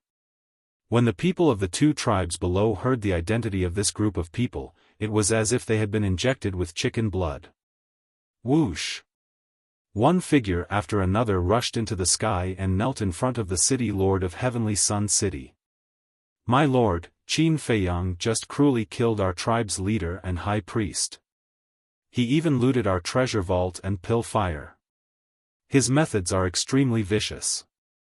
My lord, please uphold justice for us." The group of people howled in grief and tears streamed down their faces. "What?" The golden-armored man flew into a rage and shouted at Qin Feiyang, "Isn't it enough to kill all the people in the first and second regions? You still want to kill the innocent here?" Qin Feiyang didn't want to explain anymore. Because it was useless. He was destined to carry these scapegoats forever. At the same time, the city lord of Heavenly Sun City also sized up Qin Feiyang and said, "You look very young. Why did you do such a heartless thing?" "What is heartless?" Qin Feiyang asked with a smile. The city lord of Heavenly Sun City's face turned cold. Stubborn. Take him down. Boom. The golden-armored man and the group of black-armored guards released their auras and charged toward Qin Feiyang's group of 3 with murderous intent. Go and tell the Tower Lord of the 4th region that I will also go and steal his pill fire. Qin Feiyang smiled faintly and disappeared with Wolf King and Fatso. Where is he? The golden-armored man and the others looked at each other. The city lord of Heavenly Sun City's pupils constricted slightly. However, it wasn't because of Qin Feiyang's sudden disappearance, but because of the words that Qin Feiyang said before he disappeared. He actually wanted to go to the 4th region to steal the pill fire. Moreover, he said it in advance. This was simply looking down on the pill tower. City Lord, they are a group of fugitives. We can't let them go just like that. Please, my lord, you must kill them and return justice to our 2 great tribes. Return peace to the 3rd region. The 2 tribes roared with grief and indignation. The city lord of Heavenly Sun City glanced at the 2 tribes below with murderous intent in his eyes. Then, he looked at the people kneeling in front of him and said, "Don't worry, they will pay the price sooner or later." "Thank you, Lord." Everyone bowed. "Let's go." The city lord of Heavenly Sun City looked at the golden-armored man. "We're leaving just like that?" The golden-armored man was a little stunned. "What's the point of staying here when they're all gone?" The city lord of Heavenly Sun City said expressionlessly. Most importantly, he had to tell the Tower Lord of the 4th region what Qin Feiyang said as soon as possible so that he could be prepared. The golden-armored man frowned and opened a portal. Then, a group of people filed in and soon disappeared. Because of the Heavenly Sun flame being stolen, Qin Feiyang's reputation in the 3rd region rose to another level. However, it was infamy and infamy. Now, as long as they talked about Qin Feiyang, they basically wanted to kill him. Inside the ancient castle, little Qin Zi, why did you say that we're going to the 4th region? Wolf King and Fatso looked at Qin Feiyang suspiciously. Of course, it's for Mu Qing. The Heavenly Thunder Flame, the Heavenly Frost Flame, and the Heavenly Sun Flame all hide some kind of secret. Therefore, I suspect that the pill fires in the last few regions may be the same as these 3 types of pill fires. And Mu Qing, after stealing the Heavenly Sun Flame, should also go to the 4th region. I said this to make the Tower Lord of the 4th region vigilant. Qin Feiyang said. That's brilliant. Fatso gave a thumbs up and said with a sinister smile, as long as the Tower Lord of the 4th region receives the news in advance, he will definitely set a trap. At that time, if Mu Qing continues to pretend to be us, he will definitely suffer a great loss. Yes. We've always been tricked by him. It's time for us to get back at him. Besides, judging from the current situation, Mu Qing has the coordinates of all the pill towers in the major regions, but we don't know anything about them. We can't compete with him in speed at all. So, we can only use this method to slow him down. Qin Feiyang said. It's a good idea, but the old witch beside him is a combat emperor. Can the Tower Lord of the 4th region stop them? Wolf King said. Qin Feiyang said with a smile, don't forget that the pill tower is also a mysterious behemoth. Let's wait and see. Then what should we do now? Fatso asked. I have to rush to the 4th region immediately. You guys continue to organize the medicinal herbs. After Qin Feiyang finished speaking, he left the castle. The people of the Black Cloud tribe and the White Cloud tribe who had yet to calm down were terrified when they saw Qin Feiyang appear again. However, Qin Feiyang ignored them and opened the teleportation gate, descending above a plain. The plain was vast and boundless, covered in white snow. On the left, 2 miles away from Qin Feiyang, there was a huge city. The city covered an area of tens of miles, and the buildings were of varying heights, emitting an ancient aura. Around the city, there was a tall city wall. It was completely black, like a giant python, emitting a cold luster. At the city gate, countless people were entering and exiting. There were hunters, merchants, peddlers, and young people who went out to play. Above the city gate, 3 bold words were carved. Tianyang City. Qin Feiyang stood in the air, looking at Tianyang City. His eyes flickered, as if he was deep in thought. Look, isn't that Qin Feiyang? Suddenly, a cry of surprise sounded from below. On the snowy plains, there were many people coming and going. Hearing this cry of surprise, they all looked up. That's right, he is Qin Feiyang. He actually dares to come back. Quickly informed the city lord. The noise was like a tide, sweeping across the sky and waking Qin Feiyang up. Glancing at the crowd below, he turned into a stream of light and disappeared into the sky like lightning. Originally, he wanted to go to Tianyang City to ask around. Who knew the coordinates of the 4th region?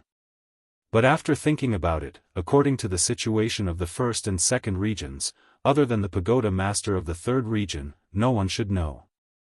And the pagoda master of the 3rd region must also be a battle saint level existence. So after hesitating for a while, he gave up on this idea. At the same time, in the central region of Tianyang City, there was an ancient stone tower. The stone tower towered into the clouds, exuding an obscure aura. This was the Pill Tower of the 3rd region. At this moment, inside the Pill Tower, in an alchemy room, the city lord of Tianyang City and a middle-aged man were sitting opposite each other. This middle-aged man was about 1.75 meters tall. He looked very ordinary and his body was very thin. However, he had a head of eye-catching red hair, like a piece of flame. He was also wearing a long red robe. However, the aura he exuded was stronger than the city lord. That's right. Chapter 801. But at this moment, the pagoda master frowned and his face was a little gloomy. The alchemy room was also dead silent. A moment later, the pagoda master asked, did he really say that he was going to the 4th area? Yes. The city lord nodded. Outrageous, he is simply arrogant. Does he really think that the Pill Pagoda can't do anything to him? The pagoda master's eyes were extremely cold. This child has snatched the alchemy fire of the 1st, 2nd, and 3rd areas. And slaughtered all the creatures in the 1st and 2nd areas. I personally think that he is not joking. So, we have to be prepared early. The city lord said in a deep voice. I know. I will contact the pagoda master of the 4th area later. As long as he dares to go, I guarantee that he will not return. However, you have to continue to search for his traces. It is best if you can intercept him in the 3rd area. The pagoda master said with undisguised killing intent. I understand. The city lord nodded.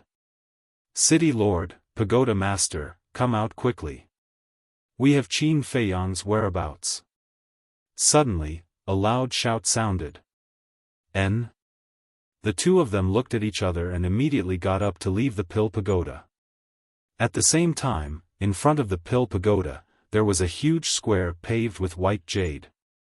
In the middle of the square, a tall man in golden armor was constantly walking back and forth with an anxious expression. It was the guard commander of Tianyang City. Where is he? The city lord and pagoda master walked out of the Pill Pagoda and immediately asked, and they saw the guard commander. Outside the city. The guard commander said. As he spoke, he opened a portal and the 3 of them rushed in one after another. But when the 3 of them descended above the city gate, they did not see Qin Feiyang's shadow at all. The guard commander lowered his head to look at the guards guarding the city gate and frowned. Didn't you send me a message saying that Qin Feiyang appeared? Where is he?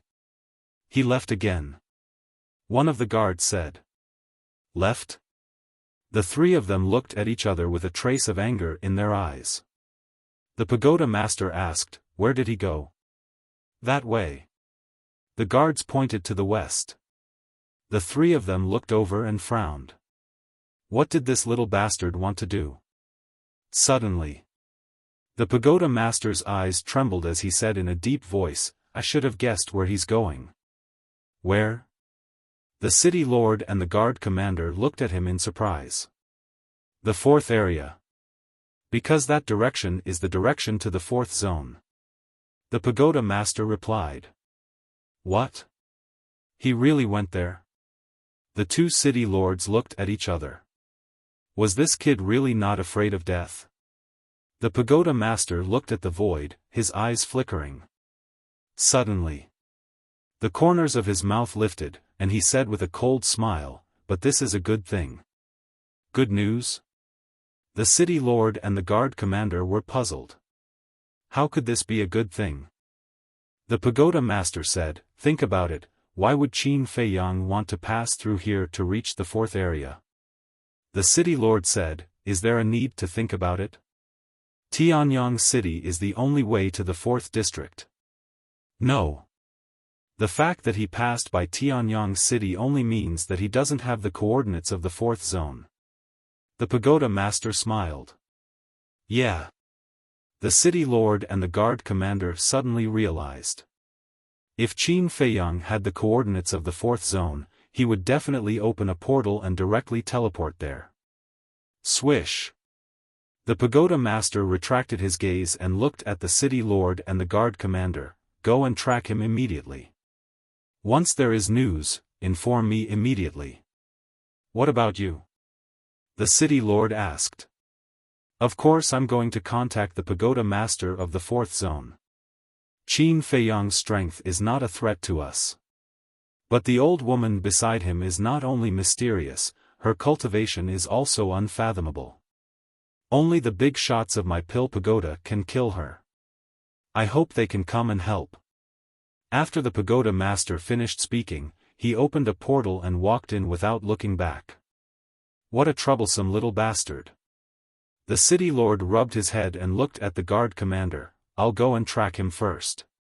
You go and gather people and meet up with me as soon as possible." "Okay." The guard commander nodded. Whoosh! Immediately, the two turned into a stream of light. One rushed into the city while the other rushed out. As a battle sage, the city lord's speed was naturally much faster than Qin Feiyang. The distance was getting closer bit by bit.